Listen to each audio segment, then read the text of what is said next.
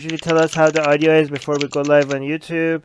Hello from Florida. Audio is fine. Thank you, John. Somebody said audio is fine. And on YouTube, we should be live too. I see on YouTube, I see Beach, I see GV, I see Chris, I see Sopham, I see Bruce. Who else? Who else? The queer Indian atheist. Wow, that's a big. Darko. Cool. Yeah, perfect. We're live both on Facebook and YouTube at the same time. Oh, that's not the first news. This is the first news. Oh, wow.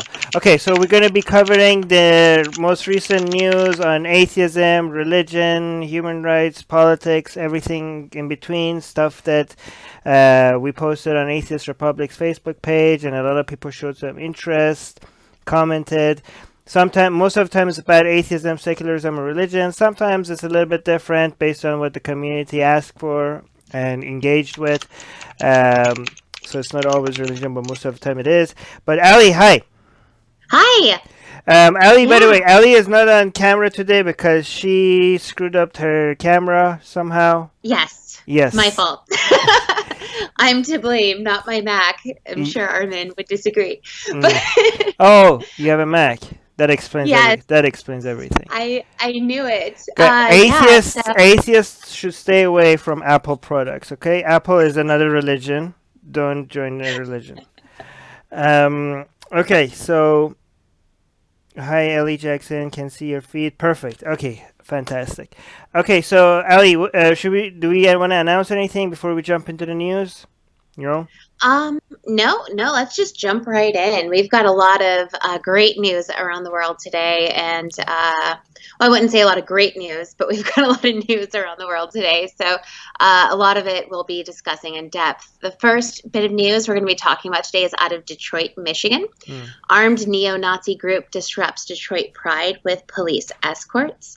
The National Socialist Movement, NSM, disturbed the annual Motor City Pride Festival in Detroit, Michigan with swastika flags, Nazi salutes, and other offensive items. Many Pride goers were rightfully upset by the presence of the NSM, especially as they got police protection. Someone was quoted as saying, "Why are you protecting them? These are literal Nazis." And then, "How come they get protected when we're not?" shouted another person. "Our police should be protecting us." At the same time, a woman marching under a swastika flag used a megaphone to shout, "You are all trash," to people celebrating Pride. Aside from that... First of all, Ali, why did you say the N-word? YouTube is going to punish us now. You can't say that.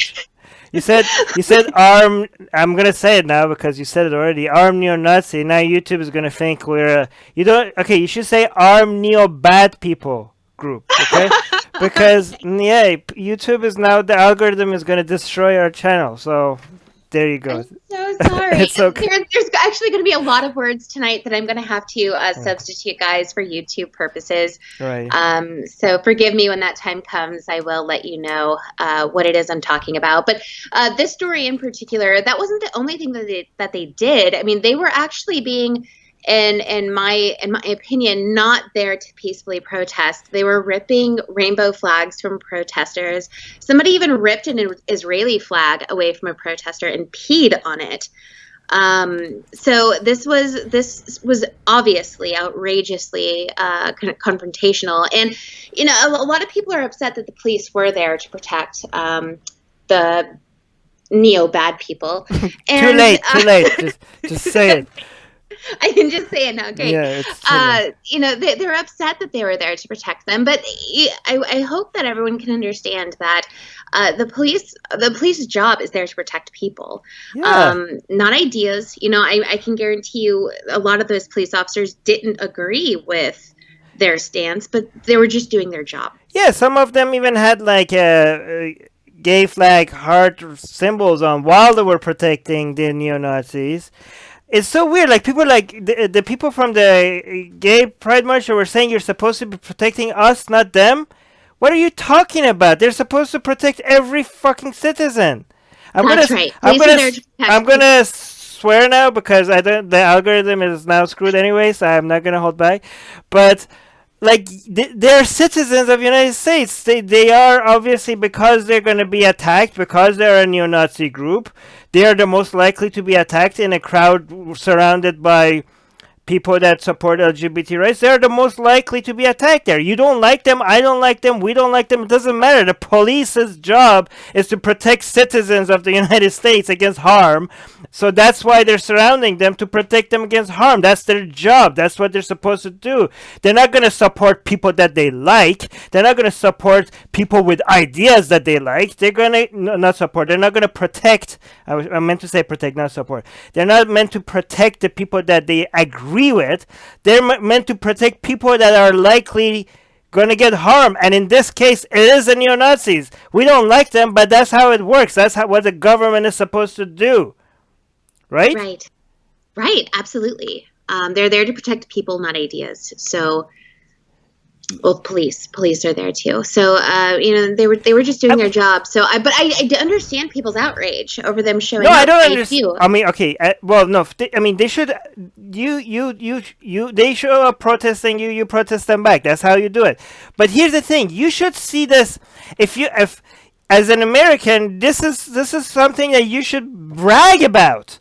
Be like, look, we live in such a free country that the people with the ideas that are the most anti-American, the ideas of people that we were in war with, and we defeated, and we crushed their government and their military and everything, people with those ideas, this is such a free country that not only you get to protest, come and rally under the logo of the ideas of our enemies. Like, how many other countries are there like that you get to do that? Not only you get to come and express your ideas with that logo, with those ideas, we'll even use taxpayer money to protect you against physical harm while protecting the ideas that we stand against. You shouldn't be upset about that. You should brag about that. You should be like, right. look at countries like Iran, Saudi Arabia, Pakistan, even countries that that somewhat pretend to be secular. Israel. I mean, Israel depends. Relative to even some better Malaysia, Indonesia. Even India, okay, you could get arrested for bad ideas in India. Like, look at, compared to those, they arrest you for things that even fucking Poland, right? You get arrested for insulting Mother Mary, apparently, right? Like, and you say, like, look at how free our country is, where the government protects you for expressing yourself, even if you have ideas that is against everything this country stands for, ideas that represents enemies of United States, we will protect you expressing it, and we even spend taxpayer money to protect you from physical harm. You shouldn't be upset about that. That should be something you brag about to your country. Absolutely.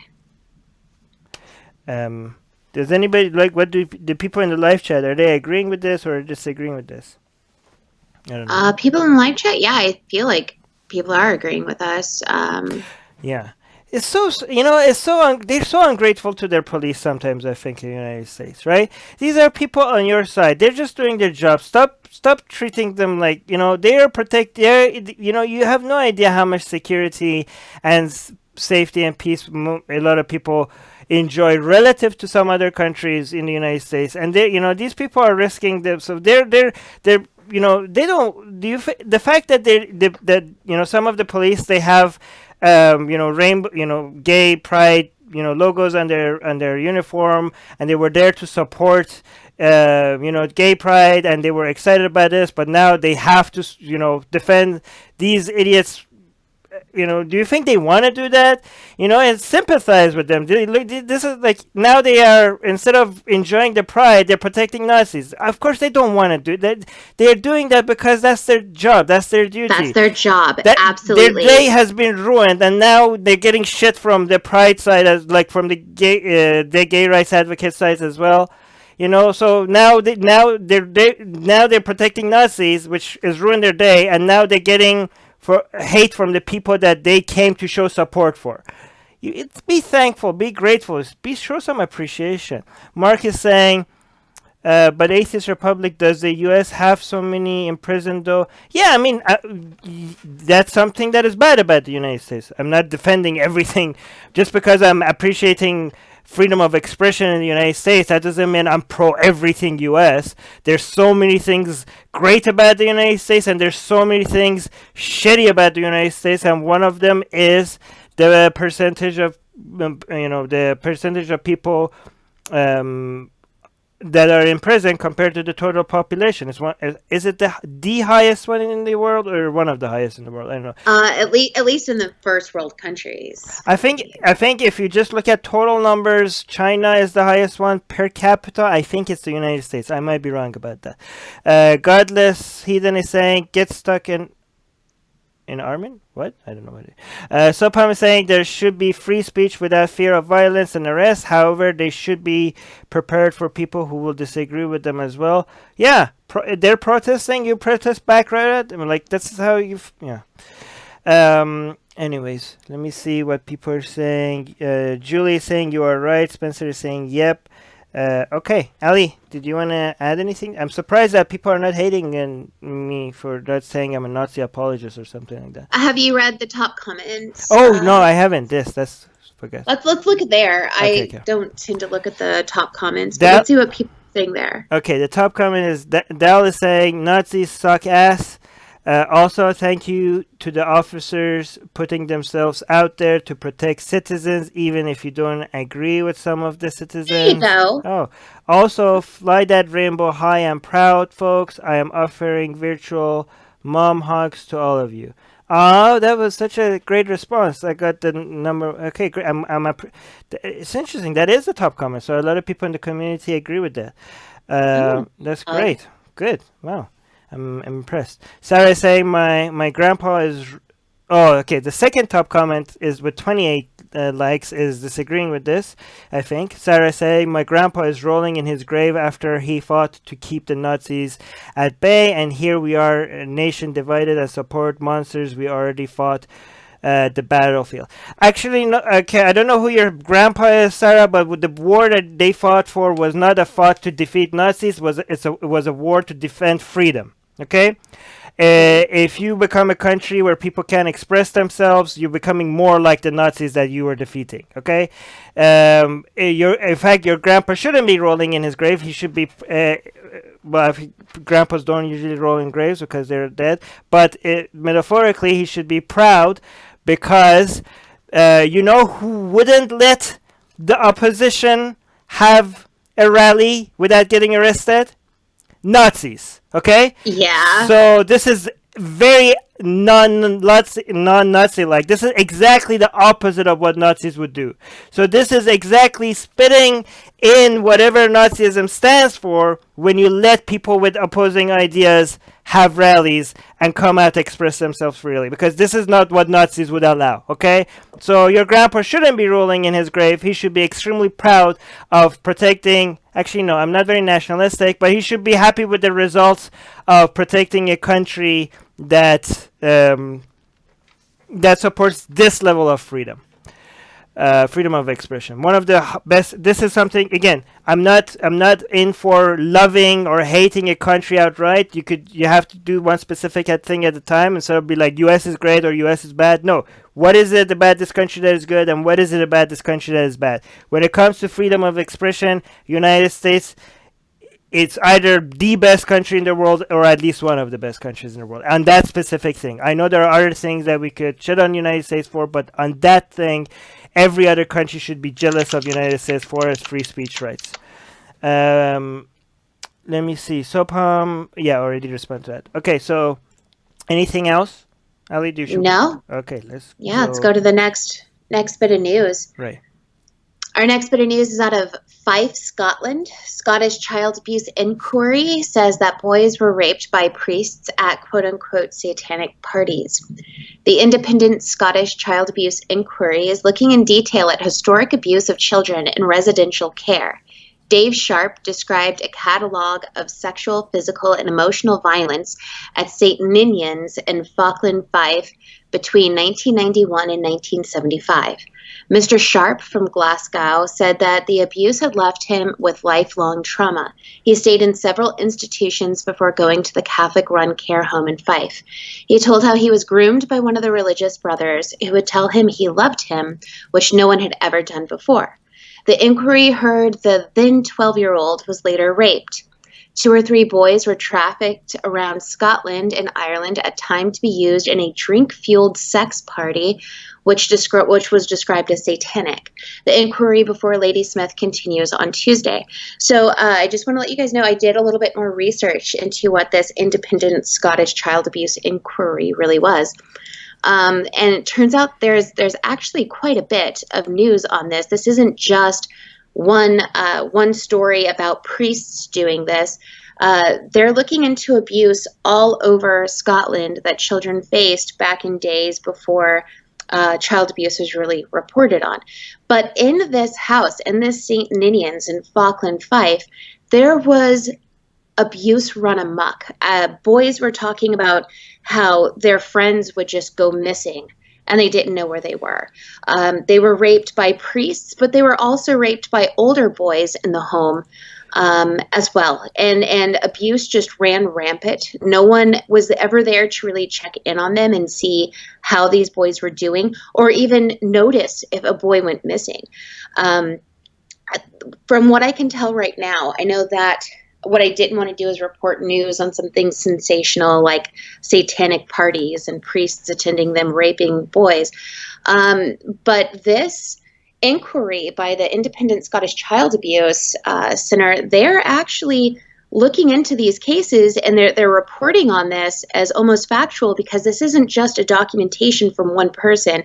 The 12-year-old who was talking about this happening to him back in 1971, I mean, I think they said he's pretty old now. What's that, Armin? I have so many questions. Wait, so, first of all, first important thing, why is this being reported now if it's in the 1970s? Like, what's recent about this news? What's recent about this news is that it's finally coming to light. We had a couple years ago, everyone is familiar, I'm sure, with the case in Ireland where over 800 children's, or maybe it was 500 children's bodies were found at this care home that just went missing, and it was a Catholic care home. And so so Scotland is kind of doing something similar. They're looking into abuse during a period of time when abuse wasn't really reported on. How many kids are we talking about during this time? They don't have exact numbers, unfortunately. The only thing they have right now are people who are still alive to tell the tale. Why are they calling it satanic? This is priests. Why are they calling it satanic? And that's what I wanted to know. And that's why I started doing more research, because what I'm afraid is going on here is we have religious indoctrinated people who are associating the child molestation that they suffered and the abuse that they suffered to evil, and they associate satanic rituals to evil. Yeah, stop calling it satanic. If it's right. Yeah, the Satanists don't have this, like the Satanists should come and say like, hey, this has nothing to do with us. This was priests. Like, call it Christian. This is Christian parties, not satanic parties. That's exactly what Mark Caesar is saying in our live chat. Wouldn't that be more like a godly party than a satanic party? If if I was Satan, I would be offended by all this. Like, what the hell? Even when they priest on the church and they do it under Jesus, even then they start blaming me. Like, what the hell? I didn't have anything to do with this. No, but the satanic church should come and get involved. But like, hey, why are we getting blamed for the abuses of priests and children? What the hell is all this about? Like, seriously. Right, especially. And someone correct me if I'm wrong, but doesn't the satanic tenets, they have like 10 tenets, so isn't one of them like not to molest or yeah, actually, wait, where's my satanic Bible? I have one right here. Yeah, pull that out. Was it satanic? I should have it. Where is my satanic Bible? God damn it. I always have it close by. But the satanic Bible, unlike the Christian Bible, has a no rape rule in it. Right. Yes, and it makes it very clear, and it's very aggressive about making it clear that you need consent for any sexual interaction, right? And I think they There's also have a nowhere clause in the against there's using children. yeah, and that's nowhere to be found in the Christian Bible. So don't blame the Satanists for this. This is something that the Satanists got right. Where's my Satanic Bible? God damn it. Yeah. Anyways, but is this during this? Did this happen during the what was it called? The Satanic Scare or Satan Satanic Panic. So Panic? Satanic Panic hit the United States, I want to say around the 1980s. 80s. So all of this happened before then, but Satanic Panic is still something that exists to this day. Okay, you can look at any courtroom and cases going on right now, and you can see, and especially small southern country or small southern cities, you can see people are still trying to say this person killed someone because they belong to a satanic group, to try to manipulate the jury. We reported on that. Me and you reported on that like 2 weeks ago. Somebody got convicted over the fact that the prosecutor said he belonged to a satanic group, and that's why he committed this murder. So Satanic Panic is still around. If you bring up the fact that Satan or Satanistic rituals or Satanistic gangs are involved in something, people are more likely to convict you. Oh, so stupid. I think imagine if we lived in a just world. I think judges would be more likely to convict you if you had if you were associated with any Christian groups or any Islamic groups. But it's the exact other way around, right? If the judges were like, "Oh, you found Jesus, so your sentence is reduced." Or you found religion or God or something. Oh, you're an atheist. Maybe you don't get approved for early release or something. Oh, you're a Satanist. Right. So what the? Yeah, it's so weird. But I don't know if does Scotland has a satanic temple or not, because they should get involved in this. They should like sue for defamation or something like this. I don't think. Right. Yeah, it's so unfair. Like even when the church when they do the shittiest thing, like look at the title. Does it? Oh, don't. Okay, I guess the priest is there. Boys raped by priests, but they should be like they should mention Catholic or Christianity or something in the title. But no, it's satanic. It's so unfair Right. that the blame doesn't get. The people that deserve the blame, they don't get it. Like it's so unbelievable. Anyways, Shauna Mary is saying, leave Satan out of this. Oh yeah, perfect. The top comment agrees with us. Leave Satan out of this. This is the Catholic faith in all its glory. 137 reactions. Oh wow! The second comment is the exact same thing. Somebody posted a page from the satanic, from the tenets of the Church of Satan. Okay. Is saying, see the following tenets 5 and 9. It would help if you understand Satanism. It's not the evil that the church brainwashes you with. Let's see which numbers are talking about. 5 and 9. Let's look at them. 5, it says, do not make sexual advances unless you are given the mating signal.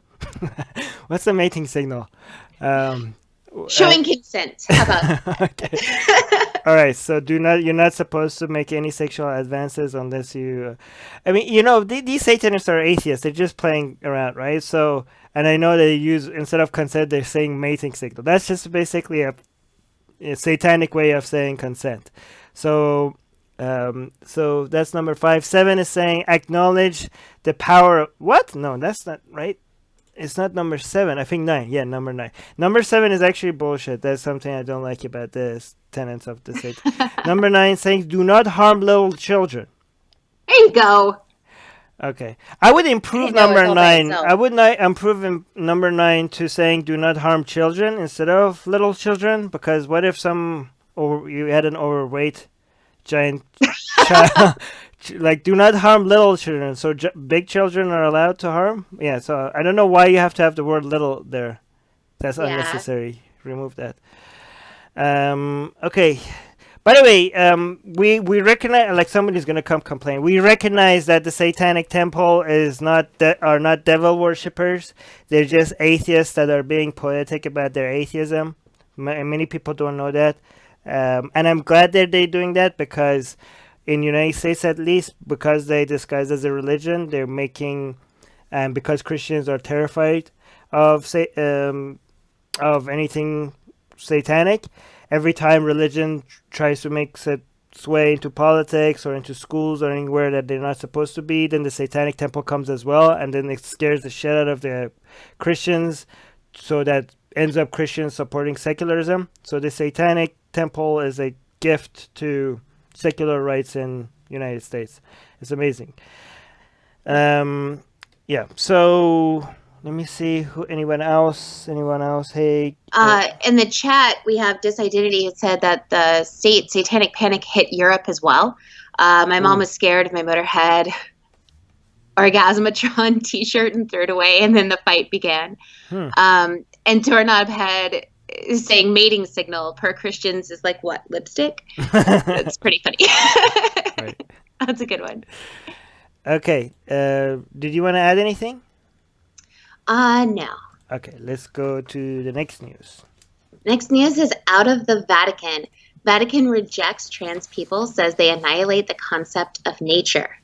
During Pride Month, the Vatican has issued a statement rejecting trans people, saying they annihilate the concept of nature. Quote unquote, male and female, he created them, was released by the Vatican on the 10th of June without prior announcement. It is described as an quote unquote aid for Catholic school teachers and parents. The document is also signed by Italian's Cardinal Giuseppe Versaldi and Archbishop Angelo Zani. Pope Francis has not signed the document. The 31-page document also says gender theory forces people to move away from nature. Oh god, where do we start with this one? First, it's such an obvious response to this.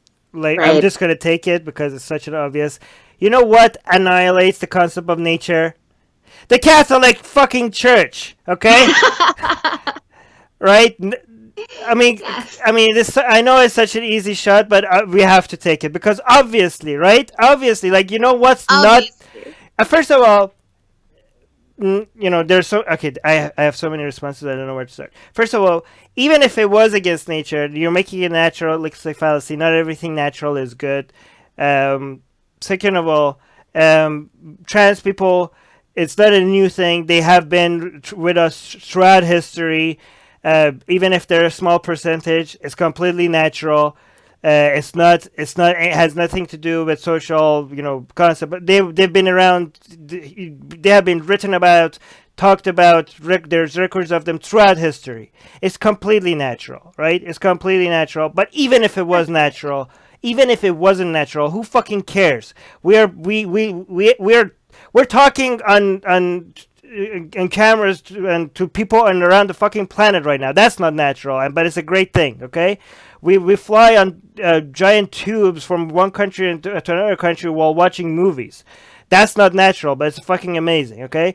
But it is completely natural. What is not natural, and at the same time harmful, is the Catholic Church. It's not natural for such a higher percentage of men to be attracted to children. It's not natural. It must have been something to do with the Catholic doctrine or the concept of celibacy, which is again not natural, that produces such horrific results, right? So right. That's extremely unnatural. You're unnatural, okay? But here's the thing: I'm not gonna. So this letter was signed by how many people? 31 people, you said? Oh no, you said 31 pages. I don't know how many people, but 31 pages. Yeah, the Pope hasn't signed it yet, but here's the deal: is the Pope has issued statements that go kind of along with this, but then he's issued other statements that completely contradict it, like telling people, "Who am I to judge?" When it came to a gay priest that came out as gay, he said, "Who am I to judge?" So he contradicts himself constantly. No, okay. So first of all, that's such a coward way of answering these things because they judge all the time. But that's what they're doing here. Yeah, they judge all the fucking time. But the Pope is a coward that doesn't want it. That he knows that he's popular among some liberals, and he doesn't want to. Because if you weren't a coward, you would come out and say something against this fucking letter instead of not just signing it. Okay, you would be like, "No, this is a bullshit letter. I'm not going to endorse it." Okay, that's what you would do if you weren't a coward, Pope Francis. But you are a coward. Okay, you are a coward, and the thing is that the Pope hasn't said anything. Like a lot of the things that this Pope says that a lot of atheists clap for, It's nothing that it was a contradiction to the position of the church before. Okay, he hasn't said anything new, right? And he hasn't taken any strong position against the conservative or backward positions that the church has, right? And he just highlights some other things that the church already had this position on, but now he's just highlighting them. But he still lists his organization. He just like if cute cuddly thing to look at, while his organization still does all the shitty, horrible things that it always done, and takes stances that it always has, but it just distracts people. Like, hey, look, I might say some stuff that atheists could like or other liberal people could like, just so that I could distract you from. If you had any control, if you had any courage to actually make a difference, you would be taking a stand against this letter, and you were like, no, I'm not gonna let you. Aren't you the boss, man? Like, can't you just stop people from writing such a letter? The people that signed this letter, are they like higher ups on the church or something like that? Like, who are they? Absolutely. So these are the people who are actually responsible for overseeing education within the Catholic Church. Okay, so the Catholic Church is supposed to be a little bit more scientific than some of these Protestant groups, right? Because they like, hey, Big Bang is real, scientifically proven, and I don't know, evolution is real and stuff like that. But this, so they should get more pushback for this, because now anytime somebody points out to like, oh, the Catholic Churches accept science, so you're like, no, they don't. Look at this. So right. Fuck that. Let's see what the. By the way, we got a super chat from Chris. Thank you, Chris, for the $2 super chat. He's saying Atheist Republic plus Satanic Temple. Think about it. Ooh, okay. Let's reach out to them. Sopam is saying, Sopam is trans, by the way. So Sopam is saying, I annihilate the concept of nature itself. That's my superpower, damn it. I am as powerful as God, if not more. Yeah, actually, that's very impressive if trans people can annihilate the concept of not just. Wow, actually, Sopam is right, because they're not saying it's they're look at their phrasing. They're not saying it's unnatural. They annihilate the concept of nature. The very fabric of the universe is going to collapse on itself because of because of trans people. They are like, wow. They're like, okay. That's very powerful. I'm very impressed with trans people, because, yeah, you're right. You're more powerful than God if you could do that. JV is saying, do you think the Catholic Church is trying to cash in on the trans hate to stay relevant? I don't know, JV. It might be that. It might also be some people in the Catholic Church trying to defy this narrative that the Catholic Church is becoming more modern. They're like, no, fuck that shit. Look, we could sign this letter and the Pope can't do shit about it. Like something like that. I don't know. There might be some internal politics going around. Somebody with more information, let us know. Sopam is saying, considering it as my superpower, since Catholics consider God as natural as well, shouldn't I be able to annihilate God as well? Good point, Sopam. But here's another thing. This means trans people are more powerful than gay people, because gay people can only cause, storms and earthquake. That's pretty impressive, but it's not as impressive as annihilating the concept of nature. Like, that is badass, trans people. That's amazing. Musk is saying, wouldn't Jesus God say all life is sacred? I don't think Jesus ever said that. And did they ever said that? I don't think so. In the Bible. Let me see what the top comment is. Laura saying, ironic considering nature annihilates the concept of religion. Brendan is saying, doesn't denying naturals. Actually, I don't know if that's funny, Laura, but religion can be explained by nature, because it's a meme that is taking advantage of our genes. Anyways, I'm not going to go into that discussion. Brendan is saying, doesn't denying natural selection and evolution annihilate the concept of nature? Yeah, Brendan, but the Catholic Church doesn't deny evolution, so it doesn't apply here. John is saying, but talking snakes, virgin births, flying angels, pillars of salt, etc., are all natural. Okay, that's fair. That one was fair. Except the talking snake. Oh no, no, never mind. That's all fair. That's I thought. Yeah, okay. Philip is saying nature isn't a concept. Religion is. Oh, that's a good point, Philip. A flawed and failing one at that. Oh, good point.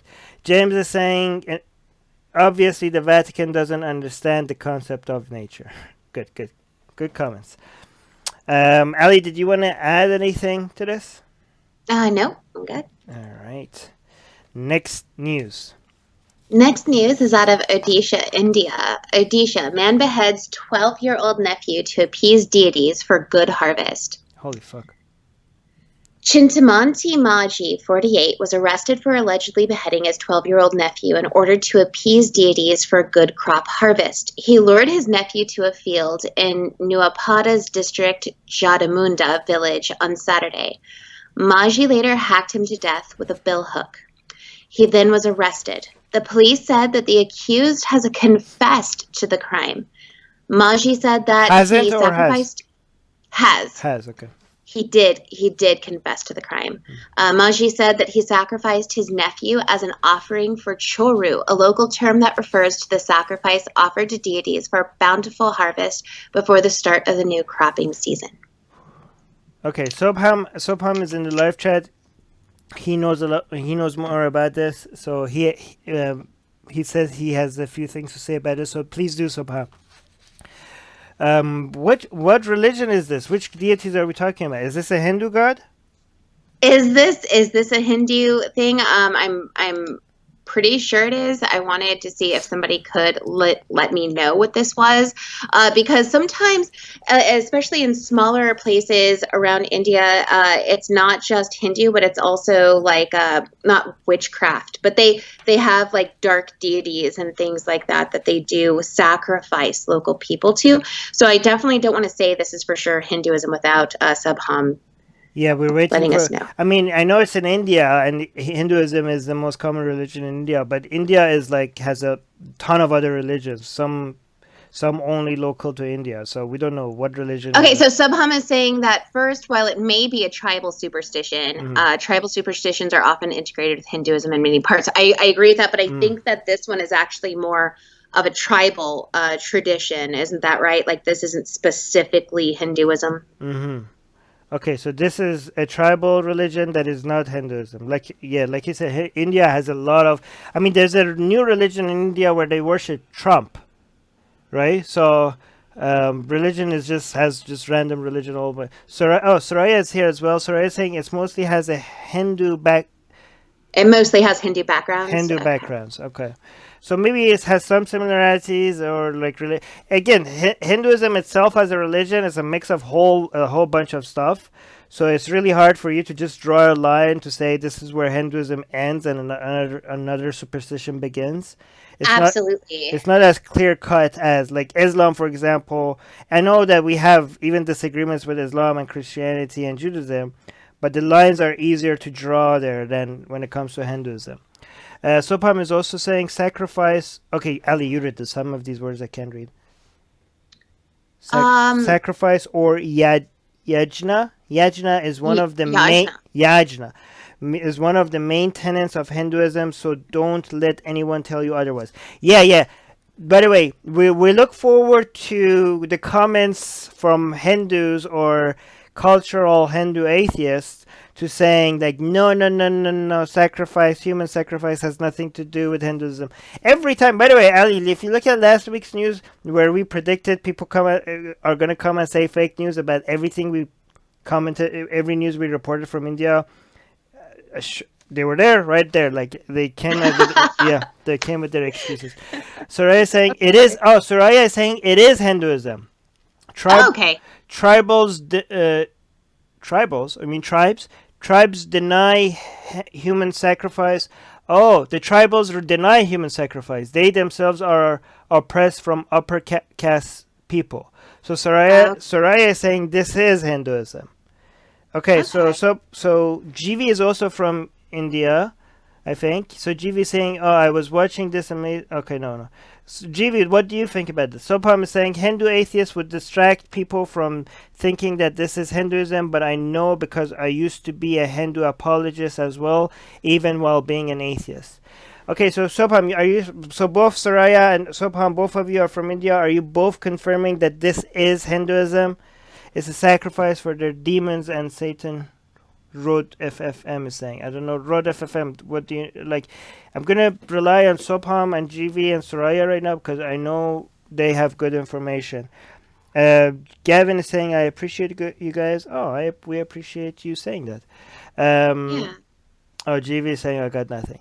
Okay, Sopam and Soraya, we're gonna. By the way, if people disagree with us on this, comment and let us know in the description. By the way, this is something that we can never confirm from here whether this was mental illness or religion or a mix of both, right? But we do know that we have cases for all of these three, and we, there are times where people that do not have mental challenges do commit horrific crimes because they were convinced by the religion. I mean, it's very hard to get somebody, a parent, to sacrifice their own child. Like the amount of the amount of natural emotions that you have to be up against could only be defeated by something as powerful as a religion to be able for you to behead your own child, right?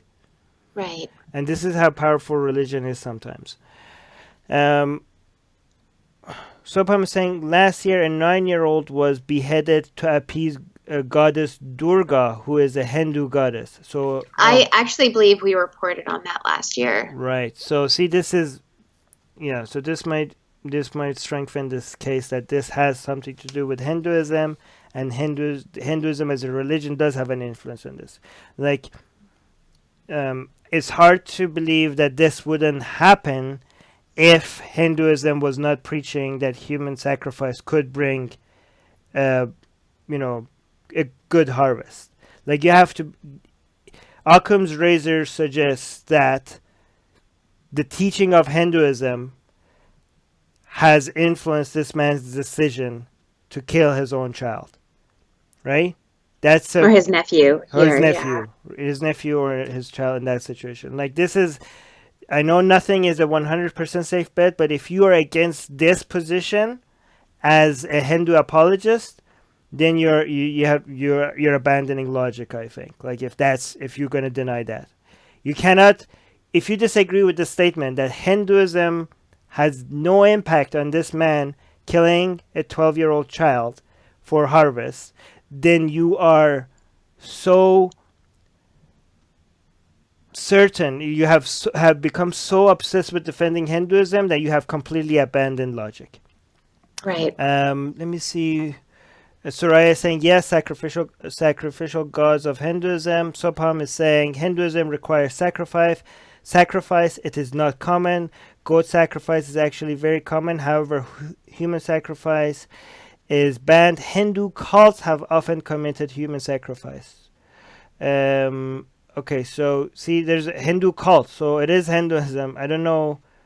Oh, Sopam retracted that. Sopam, can you clarify what you were trying to say, and why you retracted that message? Soraya is saying, but overall, if we see it as a devil's advocate a point of view, we can say it is superstition which is supported by Hinduism. All right, so basically what I think Soraya and Sopam are trying to find the best way to word this. They're trying to say, like, if you cannot say that this is Hinduism, what you can say is that it's a superstition that comes out of Hinduism.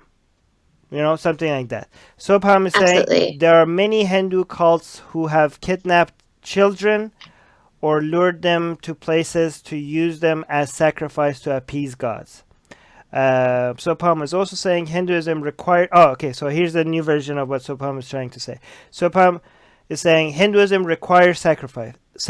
It is not uncommon. Goat sacrifice is actually very common. However, human sacrifice is banned. Hindu cults have often committed human sacrifice. So this is exactly what you said before, Sopam.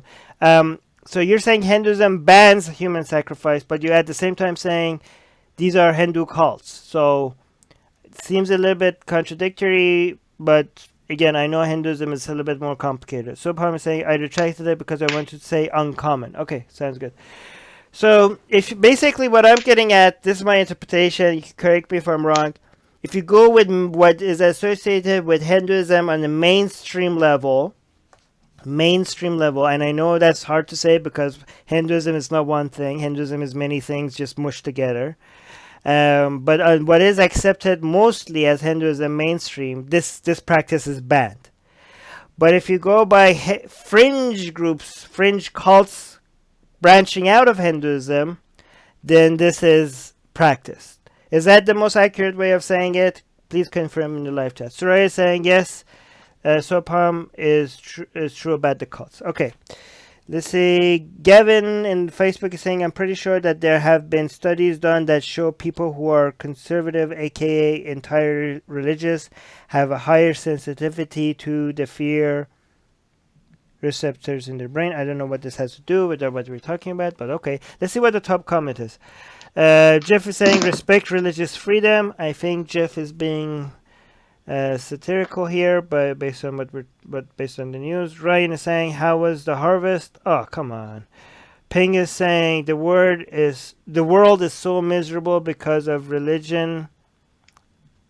No, I don't agree with you that Ping. I think religion is a major cause of misery, but it's not the only cause of misery. I think as atheists and anti-religious activists, we have to be careful not to over-represent the role of religion. Religion has been, and always will be a source of misery, but there are also other sources of misery. Matthew is saying, but you have to respect religious customs. I think this is another, satire. Is that what? I think. Is that the right way? Satirical. He's being satirical. Yeah. Okay. Chris is here. Chris is in the live chat, but he also left a comment here on Facebook. Stories like this constantly remind me of why activism is so important. Educating people against ignorant beliefs is only the first step, and it's most often the most important one. Oh, very good comment, Chris. Let me see what. Yeah, let me see. Sopam is saying, no, I meant that human sacrifice is banned in India, but Hindu cults practice sacrifice. Okay, well, Sopam, you mentioned Hinduism, so now Sopam is clarifying he didn't mean that it's banned by Hinduism. He meant that it's banned in India. Again, completely different from what we said above. So again, another clarification. This is complicated. So it's not banned by Hinduism, but it's banned in India. Okay, India is a secular country. That's being challenged right now, but it's still a secular country, and we hope it remains secular, even though right now it's going in the wrong direction. But okay, so Sopam, can you confirm? So it's not banned by Hinduism. It's only banned by India as a country, correct? All right. Let me see anything else. I'm really glad that we have both Suraya and Sopam in the live chat because, at some point, by the way, guys, we're hoping that we have another, because I'm ex-Muslim, right? And Ali here, she's ex-Christian. And I think it would be great, Ali, if we have an ex-Hindu as a co-host at one day as a show. That would be amazing. Because a lot of people think that the third religion we should be focusing on is Judaism, but I think the third religion that Atheist Republic should be focusing on is mostly Hinduism, because it's the third largest religion after Christianity and Islam.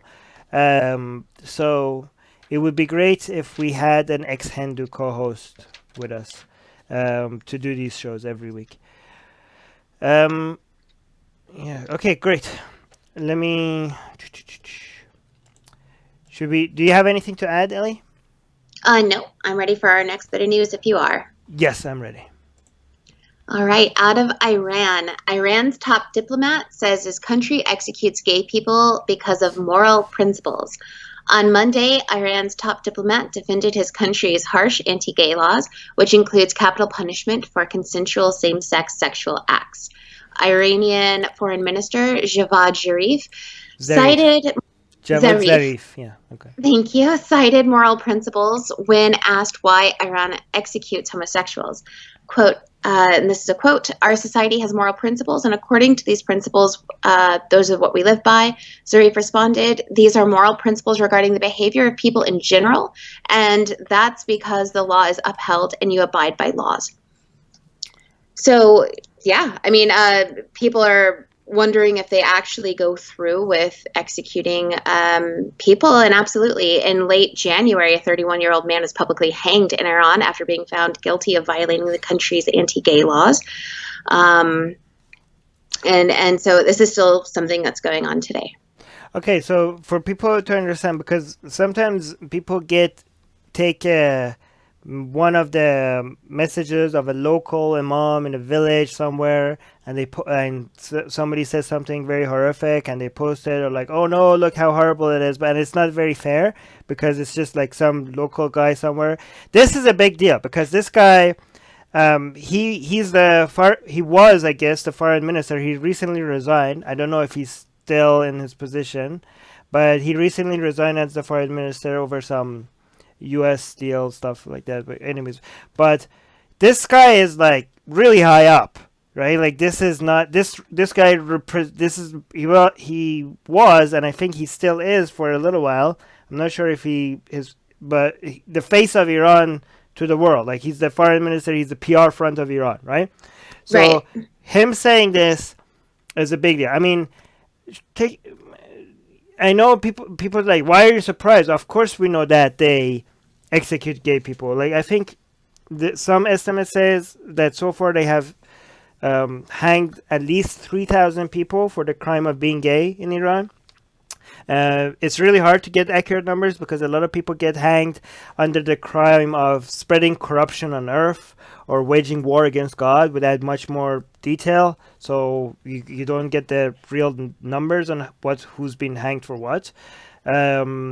But we know that a lot of people in Iran have been hanged for being gay. And sometimes you get messages from Iran people saying, "Well, I'm gay. I'm not being hanged." Yeah, if you won't get hanged if you keep it hidden. Like you can't publicly. You have to be very unlucky for somebody to out you or somebody to like publish something about you So it's not like every single gay person in Iran is being hanged, but the numbers are very high. Okay, so it's not surprising. We know that gay people get the death penalty if they are discovered in Iran and if somebody makes it public.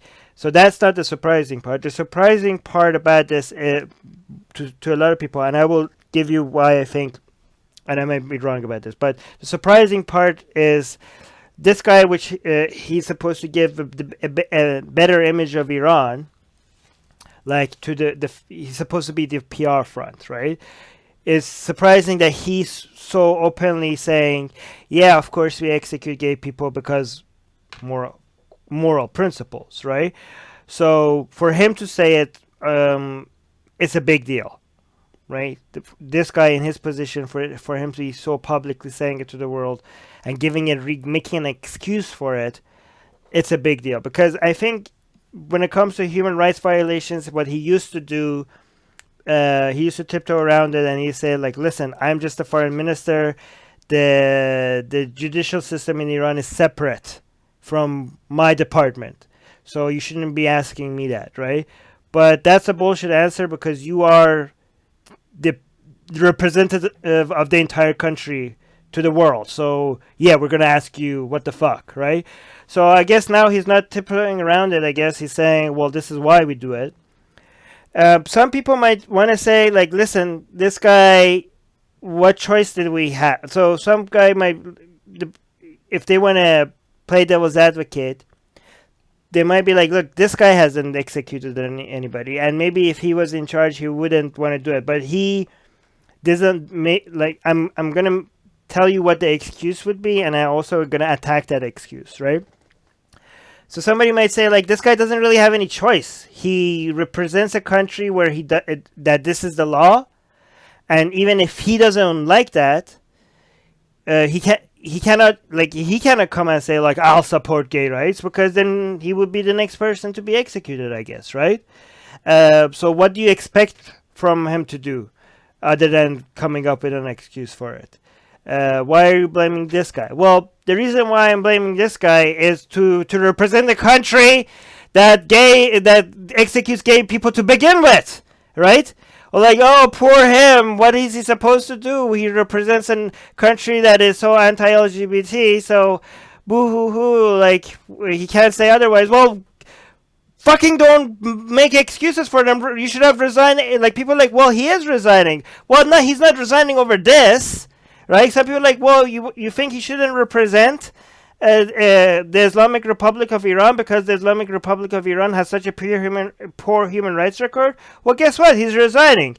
Well, yeah, but it wasn't over this. He should, like, when he took this job, the country was still doing this. The country was committing human rights abuses way before he took the job. So the fact that he decided that it's a moral position for them to represent this country and make excuses for him ever was a bad decision. So no excuses for you. Fuck you, Mr. Zarif, and go to hell if there was anyone. No, but seriously, yeah, go on. Mm-hmm. I just want to add something, especially because you keep bringing up the human rights violations that he says, people violate over there. At the exact same press conference, he was asked about Israel's right to exist. And he said the problem is the aggressive policies of Israel and the U.S. The U.S. and Israel are violating human rights, and the U.S. is continuing its crimes. I mean, come on. After saying what he said. Right. Fucking hell.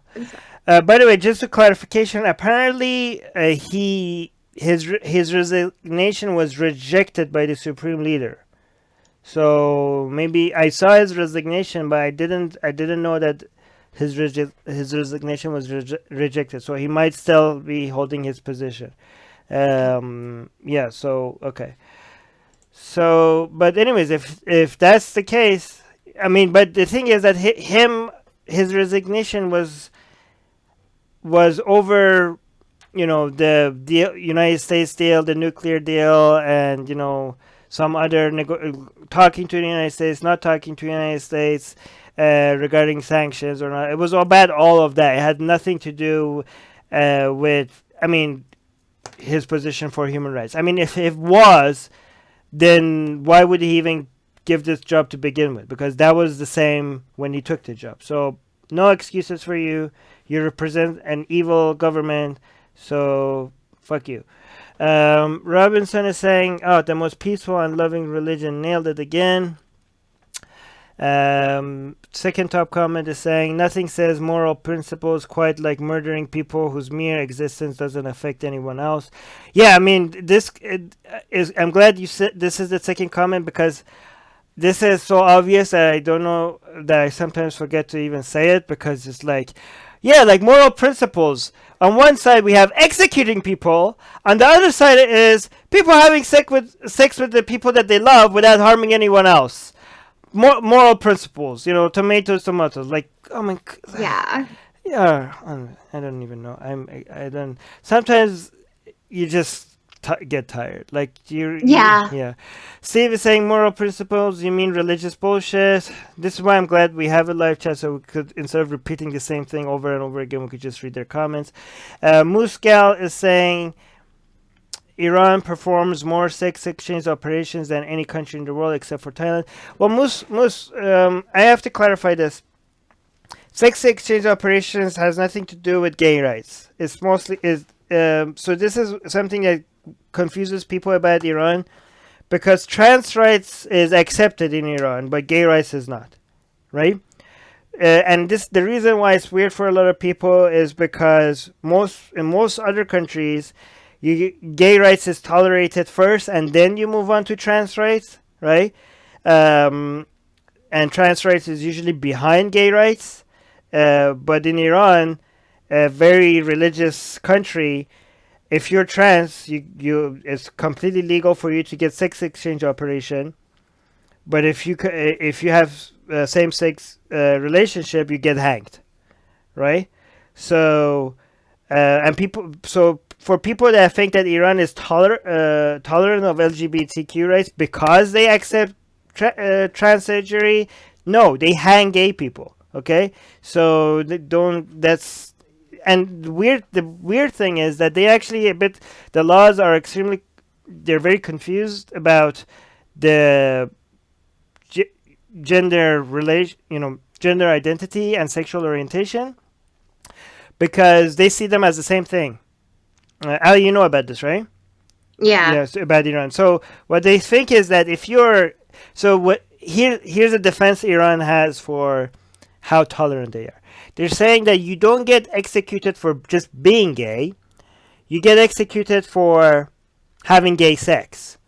And they want a medal for not executing people for just being gay, even though they execute people for having gay sex. Like oh yeah, congratulations. You still are hanging people for having gay sex. So no, you don't get a medal. And what they say is that if you're a man, for example, and attracted to the same sex, you're like, no problem. Just go change your gender and become a woman, and now you get to be with a man. But if you're a man and you're attracted with a man, you could legally do that in Iran by becoming a woman first, by going through a sex exchange operation, which is bullshit because a lot of men that are attracted to other men want to stay men, right? Just because you're gay, I mean, that doesn't mean your gender. That doesn't mean that you want to go through a sex exchange operation. Or many women are attracted to another woman and they want to stay woman. They don't want to go through a sex exchange operation. But the tragedy of all of this is that a lot of men, because they want to be, for example, with another man, even though they're comfortable with their gender, they are going through sex exchange operation, Ali, in Iran. Like, imagine being comfortable with the gender that you're born with, but going through surgery and changing your body to be able to be with the sex that you want. That is so terrifying. Yeah. That's. I missed a comment from Godless Heathen saying, I've read that Iran is the second largest country for sex reassignment surgeries. I knew it was high. I didn't know it was the second. That's new information to me. Sopam is saying, I think trans rights are just ahead of gay rights in the papers. The society is probably more tolerant, like South Asian countries, which seems to have better trans rights. Yeah, interesting. I didn't know that. And let me see what Spencer is saying exactly. And he was also saying, haha, moral principles. Yeah, right. Thomas is saying, I don't believe in animal sex. Oh, that was for the previous news. Let me see. Did I read the top comments? I think I already did it. Right. Yes, I did. Did you want to add anything to this, Ali? You have more information about this kind of stuff, no? No, I just really wanted to point out that that irony, where he's sitting here approving human rights violations and turning around and saying Israel and the U.S., we're the ones guilty of human rights violations. I can't. Yeah, I mean, you take. And we're also, our next bit of news touches on that exact same thing of their human rights violations. Right. I mean, technically, we might be committing the too wrong doesn't make it right fallacy because, yeah, Israel, United States, and almost every country on the planet has committed human rights violations. Look, every country, and that's not the point I'm trying to make. The point I'm trying to make is how can you sit there and say these people are bad because they commit human rights when you're sitting around and you're advocating for human rights violations? It's just, to me, like, it's funny. That's all. I mean, not hilarious, but you know what I mean. Yeah, it's ironic. But let me tell you why this is not a too wrong doesn't make it right kind of fallacy. Because what we're saying is not that the human rights committed by other countries are excused because Iran commits human rights violations, right? That would be a logical fallacy. What we're saying is that the standards that this guy has for countries that commit human rights violations, he's not applying it to his own country. Right. That's logically consistent. That's not a. I know there's another name for the logical fallacy of too wrong doesn't make it right. It's Q something. But I never get that right. What is that Q called? pro quo. Yes, thank you. Anyways, should we go to the next news? Hold on. And next bit of news again out of Iran. Sentencing of human rights lawyer to 30 years in prison and 111 lashes is a shocking injustice. Responding to the news that Iranian human rights lawyer Amisalar Devouti has been sentenced to 30 years in prison and 111 lashes for his human rights work, including publicizing violations through a channel he set up on Telegram, which is a mobile messaging app, and giving media interviews. Amnesty International's research and advocacy director for the Middle East and North Africa, Philip Luther, said, "This is shockingly harsh. This is a shockingly harsh sentence, and it's an outrageous injustice. He is blatantly being punished for his work defending human rights. With this sentence, Iran's authorities have demonstrated that human rights lawyers in Iran today are effectively treated as enemies of the state, and that the authorities will go to any lengths to deny individuals in detention access to justice." And this seems to be an ongoing a thing. I think that Armin and I have actually touched on this before with the crackdown. They're saying that there's been a vicious crackdown waged by the Iranian authorities against human rights lawyers for the past 2 years. And it's not just, human rights lawyers. It's actually been journalists and a lot of other people in fields that might feel like reporting the truth about what's going on in Iran. They have been cracking down, and it seems like these increasingly harsh sentences are being given to them to stop them from being able to carry out their work. Yeah, this is actually something that is very dangerous in Iran to be a lawyer. I mean, so here's what happens: you arrest somebody for no good reason, and then they hire a lawyer to defend you, and then they put the lawyer in prison. Like a lot of these lawyers are like more brave than I ever would be, because they're going out trying to get people out of prison, knowing that their attempt at trying to get somebody out of prison, doing their job, could actually get them a cell for themselves right next to them, right? Absolutely. So every time they're presenting a case to the court and using their own, like, these people are these Iranian lawyers, some of them are so clever, and they're trying to use the country's own laws, like their own constitution and everything. They're like, look, based on this laws in our own country and everything, like, please judge, like, this guy has to go, he should be free, like, based on our own laws, he should be able to, he shouldn't have been arrested without this, without that. He hasn't been able to speak to a lawyer for this many days. Based on our own laws, he should have access to a lawyer. And he's making all these cases to the judge. And then tomorrow, the next day, they come to his house and they arrest him and put him in prison. And they know that this could happen to him, and they still go and try to fight for. I mean, I don't know how brave these people could be. This guy got 30 years in prison, and it's weird. They got 111 lashes. That's oddly specific. Very oddly specific. I think. Like, this judge must have been like, have a sense of humor. I don't know what the hell is wrong. But anyways, this they do this. It's not like they do this and they all of a sudden get a 30-year prison and they're like, oh my god, I didn't see this coming. They knew that this could happen to him, and they're still doing what they're doing. Like, it's amazing. I don't know how they do. What convinces people like this that they need to fight for other people's rights, even though they could lose it because of it, right? I don't understand how, because I'm not that brave. Honestly, I will tell you, I admit it right now. If I was in Iran, I wouldn't be doing what this guy is doing.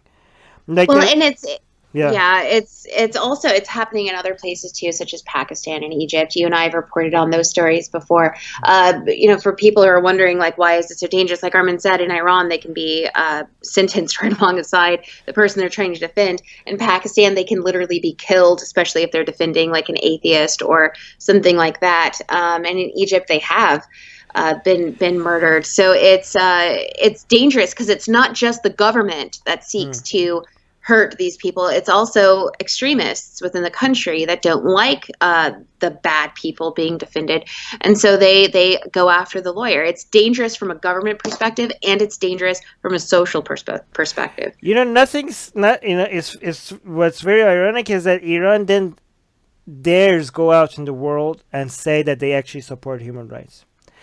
They say, like, nothing says we support human rights more than putting human rights lawyers in prison for 30 years and giving them lashes. Like, I know.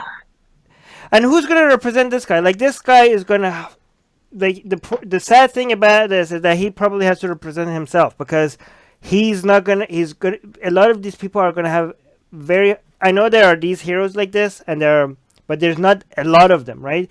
Because a lot of these people in prison, like Sohail Arabi and people like them, they can't find lawyers, because the lawyers are like, you think I'm suicidal? Like, why? Like, a lot of them are like, listen, I have a family, I have mouths to feed, I can't support my family if I'm in prison. So they arrest these people and they put them in prison, and they want to find lawyers, and they can't. It's hard for them to find even anyone brave enough to represent them. And Armin, yeah. Isn't it true that in Iran, like, you have to be a citizen of Iran, a lawyer there? Like, Yeah. we couldn't send somebody to be a lawyer for him, correct? No, I don't know. No. Okay. I mean, so I just want to point, because a lot of people are saying, well, Amnesty International is on this case, so obviously he's going to have a ton of lawyers, but that's actually not the case. Which, if a lawyer that would be able to go to Iranian court and represent him? No, right? Because they're not from there. They have to have. So they have to have the certificate. They have to have the proper certifications to be able to go in a Iranian court. What Amnesty International could do is just bring enough attention to this to maybe put political pressure on Iran, to embarrass Iran enough to feel like, oh, maybe bring it from 111 lashes to 60 lashes, and instead of 30 years, give him 15 years. Like, that's the kind of stuff that groups like Amnesty International can do, but they can't actually go in Iran and represent him in court. Musa is saying, if you cannot be a human rights lawyer in Iran, is there now no hope for change? This is so upsetting to me. I mean, well, there's always hope for change. I mean, people. There are still other human rights lawyers in Iran. I'm sure they're extremely scared right now, but it's not a fun job to have, and it's amazing for me that people still decide to become human rights lawyers. I mean, we have had news like this about human rights lawyers in Iran before, and we still have human rights lawyers. So people have decided to continue doing this, even knowing the risks. So it's not like this is going to be the end of having human rights lawyers. So I'm saying, but I share your concern, Moose. So I'm saying, what's with the 111 lashes? What's so important to them about that number? I have seen that number quite often when Islamic government sentences people to lashes. Oh, you have? I haven't noticed that, Sopam. That's very interesting. I have no idea. That is interesting. I have noticed, different amounts of lashings. Like, for instance, Nasrin Sotoudeh was a 38-year-old who was sentenced to 6 months in prison and 148 lashes for prompting international outcry. They actually sentenced her to 17 years to serve in prison. But I think they get that number from are all these odd number lashings. Like, why 148 lashings instead of 150? Somebody look up Quran verse 111. See if it has anything to do with that. See if it has anything to do with it. But I think that it actually has to do with the amount of maybe like messages that he sent through the Telegram or things of that nature. Like, they're very specific about what they'll delve out. Maybe one of the surahs 111. I don't know. Somebody looked that up and tell us. Musa saying, shouldn't the UN step in here? Well, they should. I don't know if they would. GV saying, has political pressure ever worked? Yeah, it has. Save someone like this? Yes, it has. What was his name? Oh my God, I forgot his name. Saudi Arabia secular blogger. What the hell? How could I forget this guy's name? I'm so embarrassed. Hold on. Saudi secular blogger. Sorry, there's so many cases. I keep something. Raif Badawi. Raif Badawi's lashing stopped in Saudi Arabia because of international pressure. There are some people make fun of, like online petitions. There are prisoners that were actually completely freed from prison because of petition. Here's how it works, right? Most petitions don't work, okay? Most petitions don't work, but enough of them work for it to make it worth trying. Most petitions don't work. Enough of them work for it to be worth trying. the way it works is that this is usually how it works. If enough people talk about it, enough people share it on social media and online petitions and stuff like that, then some news organizations start noticing that, oh, this is interesting. This is interesting to people, and then some news gets some news coverage. Then goes to the political, the politicians. Enough politicians notice that something is getting news coverage.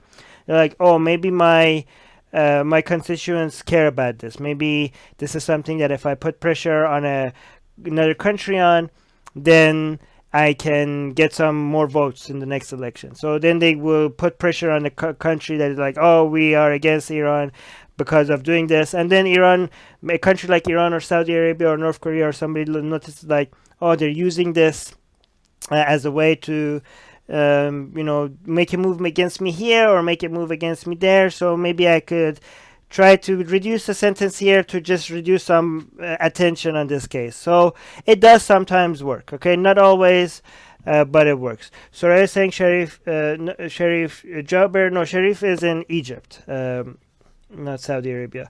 But Sharif's case hasn't worked. Egypt has proven to be very desensitized to political international pressure. Egypt is one of the worst places right now for you to get arrested because apparently they don't give a shit how much international pressure you put on them.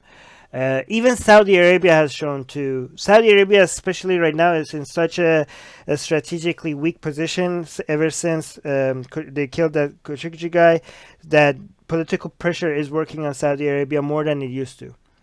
Sopam is Sopam is saying Quran 111. Well, 111, which surah? Is the story about Abu Lahab? I don't know. Abu Lahab was just a bad guy. Will Philly is saying surah. I don't know. If I was just guessing. I'm not sure. I don't know if it's that. Somebody figure out what it is. Surah 100, verse 11.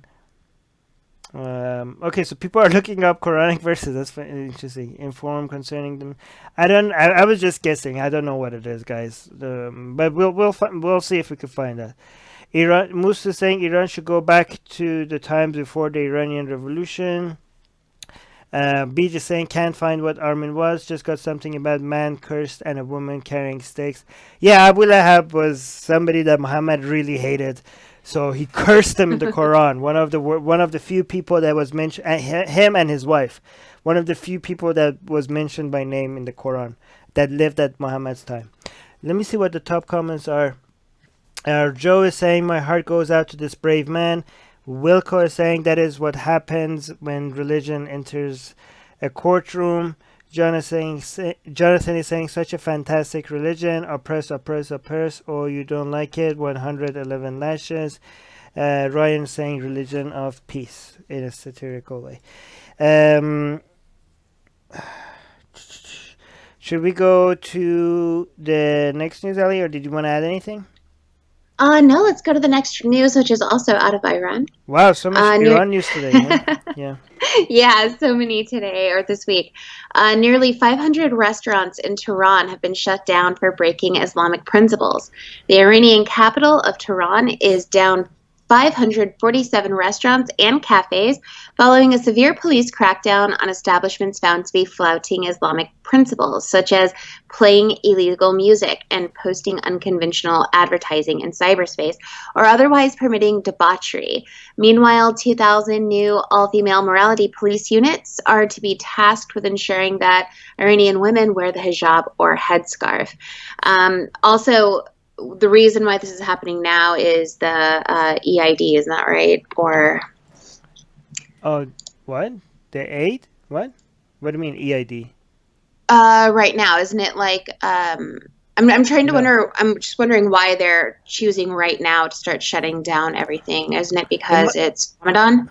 No, I'm not sure. It might be a political statement between different groups in government. It might be that. That's interesting. It might be because of religious holidays or something like that. But this is in Iran. these things start improving a little bit. They let people get away with shit for a while, and then all of a sudden, tanks. It just goes back again to the oppressive mode, and it's weird for like it's hard for people to realize what's happening in the background. Like the 550 restaurants they shut down because of playing haram music and like I think on Islamic advertising on Facebook And also, yeah, there are other things as well, such as mixed gender parties or displaying signs of social or moral corruption. Wow. I mean, like, this is just insane. And then the fact that 2,000 new morality police units are being tasked right now with ensuring that Iranian women wear the hijab or headscarf. And this is just getting out of hand. And the article goes on to mention Ramadan, and I wasn't sure if that's why this is happening now, because it says that though eating during daylight hours in Ramadan is not technically illegal, those caught snacking between dawn and dusk in public places often face arrest. Okay. So they're saying that it's not illegal, but people are still getting arrested for it. So see what happens in like Upper Tehran, because here's the thing. Young people in Tehran and other places in Iran, I can mostly comment on Tehran because that's where I was, and Shiraz. These people want to party, okay? These people want to party, and they party sometimes at risks to getting arrested because you're young, this is the only chance you get to have some fun, so fuck authority. Like, you're going to go to restaurants, and these restaurants, it's really hard for these restaurants to like figure out what the political climate at the time is, because sometimes it's just changes so fast. So they're going on a few years and they're having mixed parties and they have loud music and they're making good money because a lot of young people are like, oh, this is the place to go because it's fun and it's like, it's the new hip place. And the restaurant is getting away with it for like 5 or 6 years. They're like, okay, it seems like this is tolerated. Let me see if I could go up a little bit and maybe become a little bit more liberal, like have some ads on Instagram that is a little bit, some, girls would suggest, with some, I don't know, dancing or something, and like, oh, I got away with that too. And all of a sudden something happens somewhere. I don't know what. You get some guy, new authority figure in the police department, or the Basij in this case, actually. Not the police, actually. This is not the police. This is the Basij. Right? Is that the Basij? Yes, morality police. This is the fucking Basij. And somebody is like, okay, we need to make a statement now. Or somebody somewhere is making a statement from one political division to another political division, and this is the way that they're making the statement. And all of a sudden, the 550 restaurants get shut down.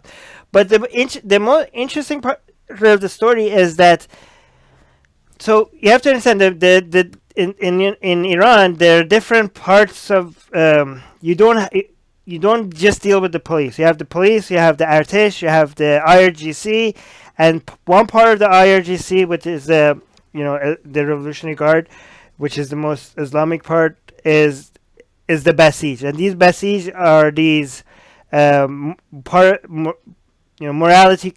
They act as morality police. And morality police means Islamic morality police. Usually the police itself, the police department of the city, doesn't arrest people for stuff like this, but this group of people, they do, and they're mostly looking for people that are not being religious enough, right? And the fact is that 2,000 is a high number. Like, this is a huge hire, right? 2,000 new, and this is the key part, all female morality police. So that means this might be a reaction. They were waiting for this. This might be a reaction to all these protests, all these women in Tehran and the rest of it. I should say Iran, not Tehran, because people outside of Tehran don't get enough attention. So all these women in Iran taking off their hijab as protest to the mandatory hijab. I think Iran was waiting because Iran got so much bad press for this. Iran got embarrassed for their poor human rights record, for arresting women, like this was the norm in Iran, for you to get arrested for not having hijab on. But that level of international attention was embarrassing for Iran's PR front, and this is something that Iran needs for making deals with other countries, for being able to, like, if if Iran's human rights record is being highlighted in other countries like United States, Canada, Germany, and all these places, that if the people in citizens of those countries hate Iran government's poor human rights record, then what happens is that they will support their politicians for backing out of deals with Iran. So this is why Iran needs a PR front, right? So I'm thinking a lot of these, they were arresting some of these women that were protesting, taking their hijab off and all of that. But then they stop a little bit because they're feeling the heat. They're feeling the international heat. But I think they were waiting for the international eyes to go to other places for them to now retaliate over all these women. And the reason why I think this is bad, the women arresting women, for women that are liberal, women that are showing their hair, women that are being partying, dancing, stuff like that, is because they hired 2,000 new all-female morality police. And the reason why it's all-female is because men can't arrest women. Arrest they're not supposed to, right? They can't just go and hold on. Like if you don't have good hijab, or if you're dancing in the street or something like that, or have music, if you're a man, if you're a morality police man, you can't just go grab her, right? You need a female police officer to go grab her, right? And to me, the fact that they're hiring 2,000 new all-female morality police officers suggests that there's going to be a lot more arrest of women in Iran. Actually, absolutely. Yeah, go on. I also wanted to ask you, because I tried doing some research on this and couldn't find anything. This article isn't saying only 2,000 new all-female morality police. They're saying morality police units. What? And so, yes, 2,000 new all-female morality police units. What does units, is that how they count people, or is a unit has more than one person in it? That's what I was going to ask you, because it seems to me that they have, local police chief, and they have, so a unit here is definitely like, a group of people that are tasked in an area. Crap. And that's a lot of people. Holy shit. It's a lot of people. But they're saying that there's growing dissent from women on the topic as serious political and security issues for our country, with Iran at risk from the perils of Western lifestyle. That's special a lot cameras of people. They've also put special cameras on the Iranian highways in place to monitor female drivers who might remove their hijabs while driving in rural or suburban areas. So they are taking it. Okay, so this is a huge thing, because a lot of women have been fighting in Iran, because women in Iran have been trying to fight little by little to get their rights, right? One place that they're trying to get their rights is inside their cars, right? Because Iran's laws is saying that you don't have to wear the hijab in your own private area, right? You have to wear the hijab in public, right? Yeah. So women are saying, my car is my private area, right? So I should be able to take off, once I get in my car, I should be able to take off my hijab. And they're trying to use the car as a way to get more territory from the government, right? So they're saying we're using the country's own laws to fight for our rights, right? So they're trying to defy their rights by getting inside their car and in a place where everybody could see, take off their hijab inside the car, right? Because everybody could see inside the car. But the government were like, nope. And now they're installing. How are they affording this? Like, look at what they're spending their money on. They're hiring 2,000 new all-female units, and they're installing cameras to catch women without their hijab inside their cars. Yeah. At a time that the country is suffering so much sanctions. This one of the greatest sanctions that they have ever dealt with.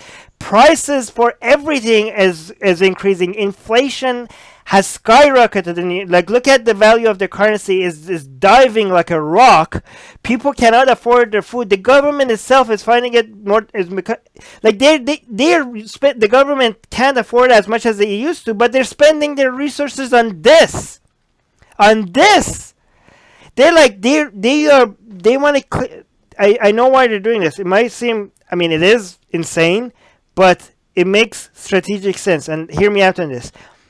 They want They think that if they give a little bit to these women, because these women came out and they were so defiant, and they got they were defiant against the government, and they got internationally rewarded.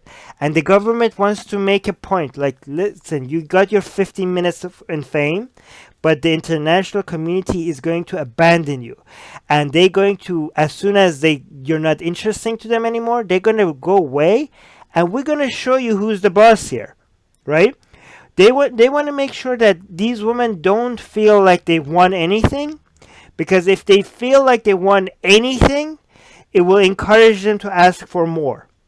So once the international pressure is away, they want to come in and make sure that they regret being this defiant, to show that not only we're not going to give in to the things that you ask for, we're going to even go a little bit more extreme than before, or a lot in this case it seems, just so that you know who's in charge, so that you don't get encouraged to do this ever again, because you need to get punished for embarrassing us on an international level. I think that's the message. And I think a lot of people in Iran might hear that message and it might work. So people think like, oh, Iran is being an idiot, but strategically this makes sense. These women might be like, look, the whole world was supporting us, and now they abandoned us, and now we're going to go to jail on a high scale, and nobody's going to be here for us. Nobody's going to save us. And they're going to regret ever speaking out.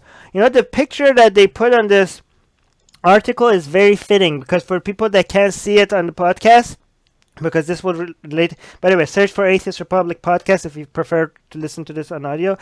The picture is an officer looking at a woman in a restaurant, and this is what happens in Iran. Like a lot of women, they show off a lot of their hair. Like they have the hijab, but it's very loose. Like it's just around their neck maybe, or just half of their head.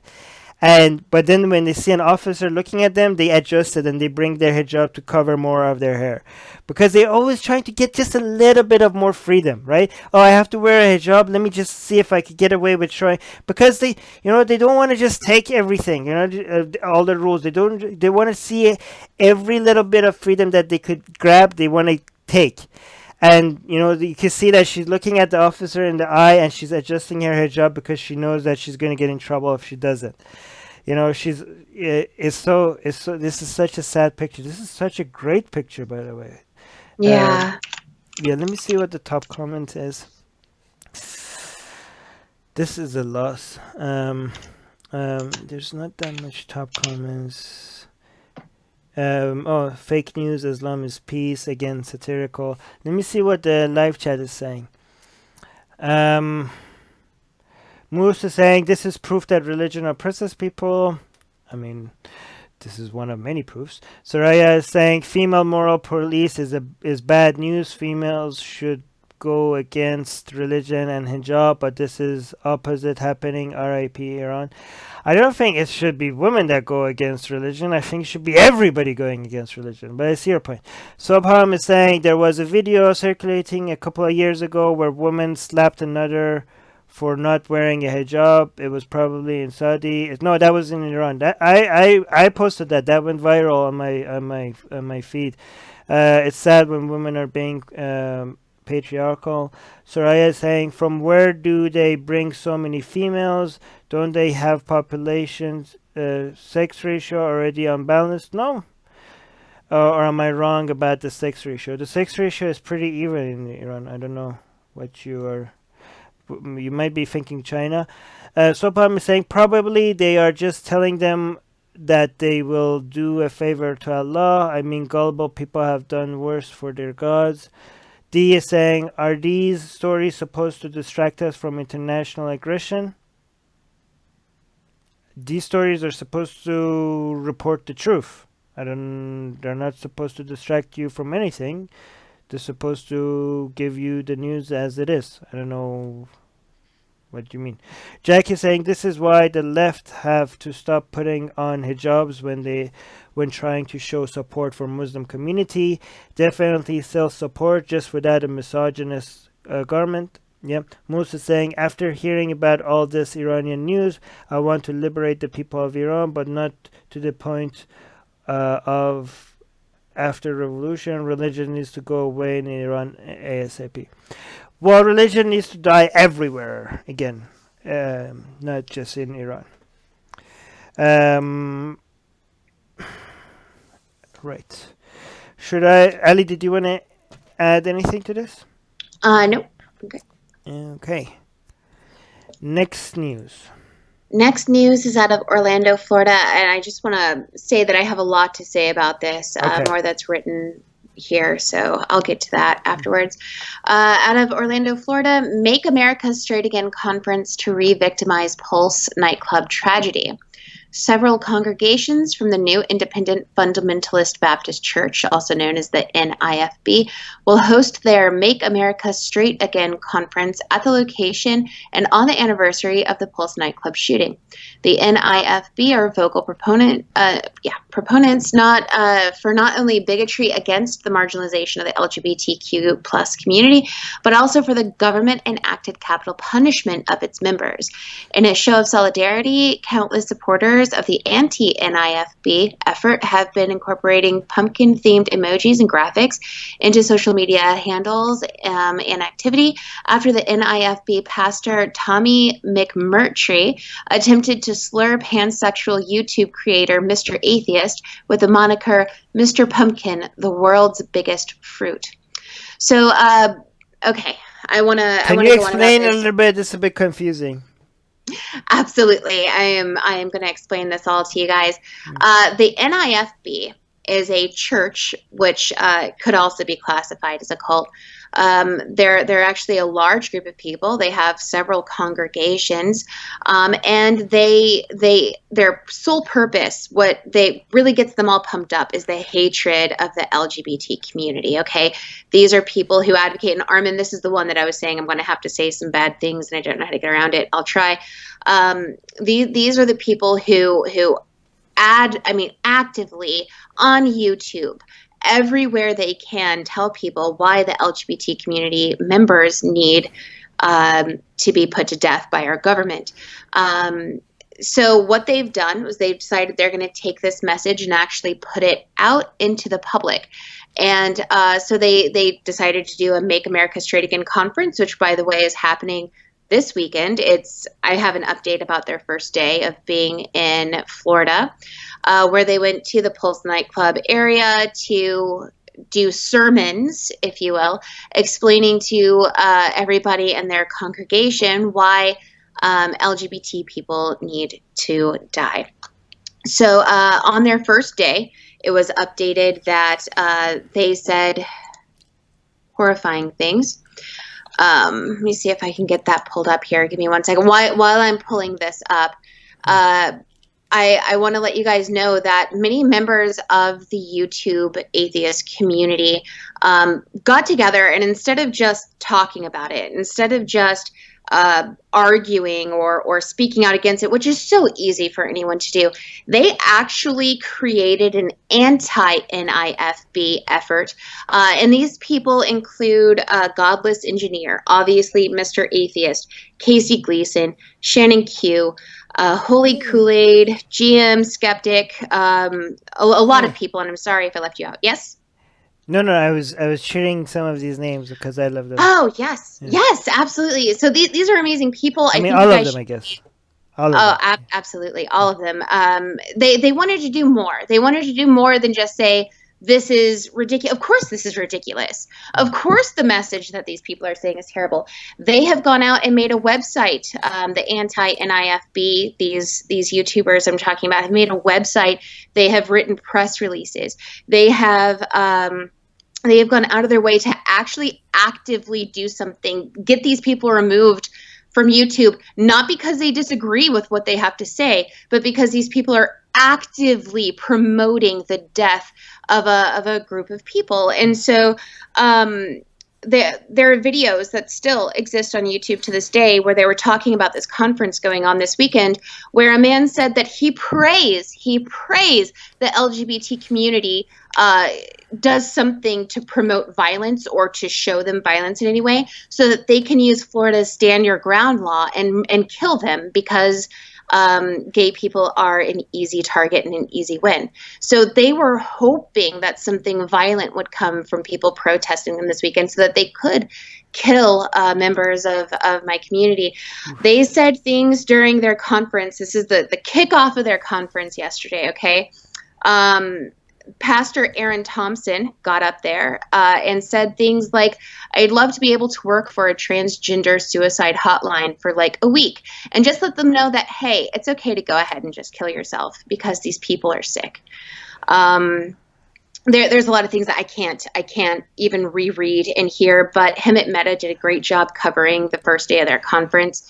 Wait, and read them. They're insane. They're not insane like I don't know what I'm doing. They're insane like a psychopath insane. They'll kill you and it won't bother them. They'll molest your kids and it won't bother them.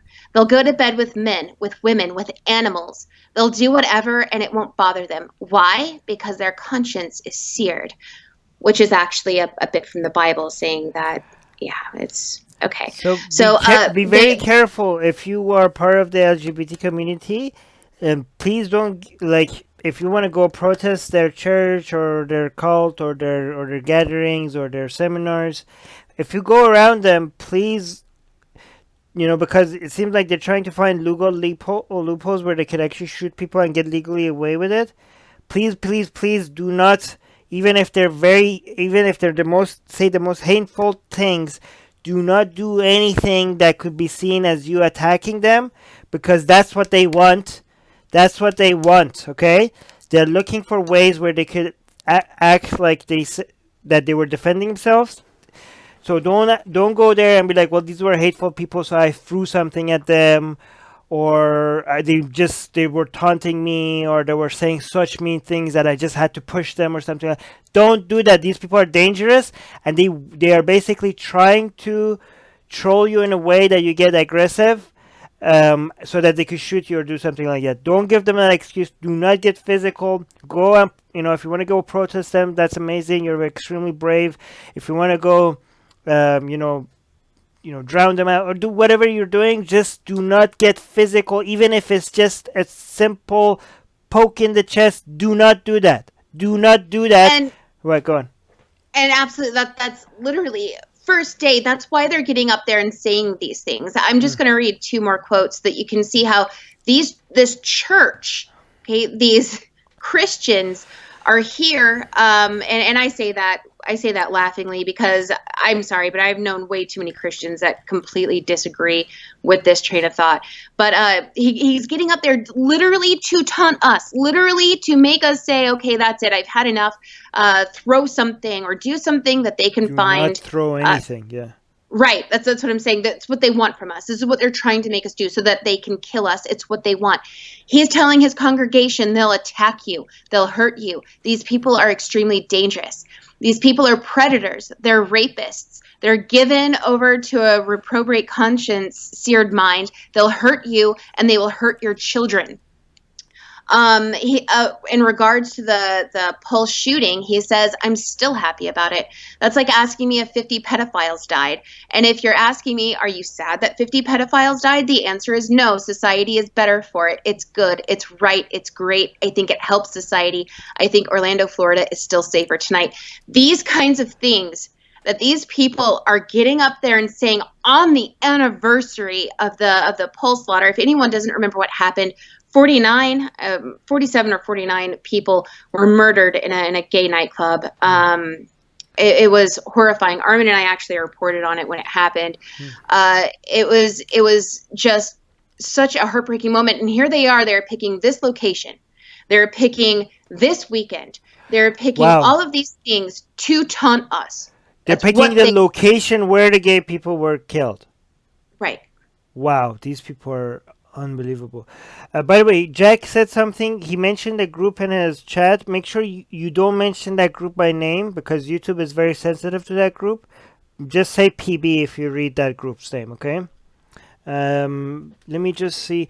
But another thing, guys, some people might ask, like, if these people are asking for violence, why haven't they been arrested yet, right?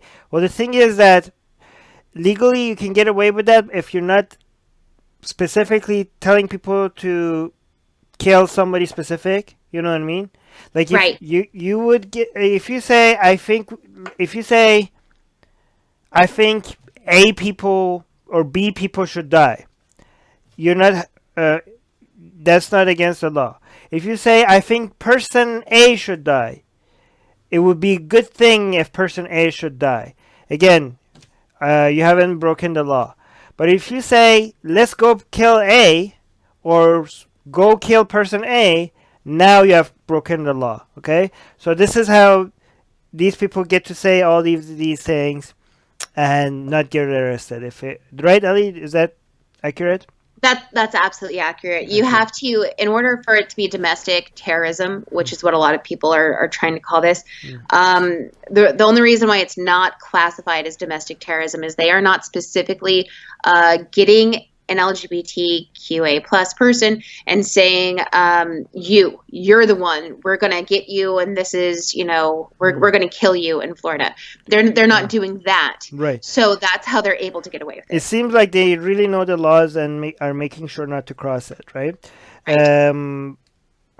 They're being very strategic because this is getting them a lot of attention, but I don't know. Do you think that all? Do you think this? Here's another thing. What are they going to be able to accomplish? The only thing. I don't know what they're going to be able to accomplish. They're going to get more donations. Actually, they are That's what getting I was all. about to say. They're getting all the attention that they want. So I don't know. I don't know if this is going to be working. But on the other hand, they're no. I don't know what's the best strategic move against this. I Because don't think ignoring it is a good move, although we no, don't want them getting the right attention, right? So it's ignoring it is not a is not they ignoring it is not the right move. right. But I don't know what the right move is because they are loving all of this attack. I think like that's Absolutely. what they want. I don't really know what the right move is. Megan is saying this is the biggest participation trophy for people who constantly complain about participation trophies. If you need to celebrate your straightness this badly, you have huge insecurity issues you need to address with a professional. I think And Megan, this is beyond just. I think, by the way, just to be clear to people, this is separate from the straight pride parade. I think a lot of people are confused. This is something me on a too. whole other level. Okay, the straight pride parade people, you can criticize them and all that. That's a minor thing compared to this. This is the Make America Straight Again movement. I think it's happening at the same time, close to the straight pride parade stuff, so people are confused. This is the insanity of this Make America Straight Again movement is on something else. The straight pride parade is nothing compared to this. Okay, the straight pride parade is just like a troll movement that is working, right? These people are asking for gay people to be shot. Okay, this is the level of hatred from this. Like, forget the straight pride parade. That's nothing. Okay, this is what you should be focusing on right now. Right. This is the main anti-LGBT thing that is happening right now in the United States. Um, Let me see. Ali, you were gonna say something.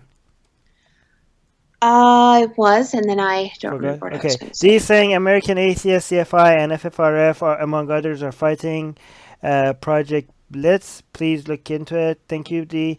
Jackie saying, I want to give the same warning to those protesting straight pride.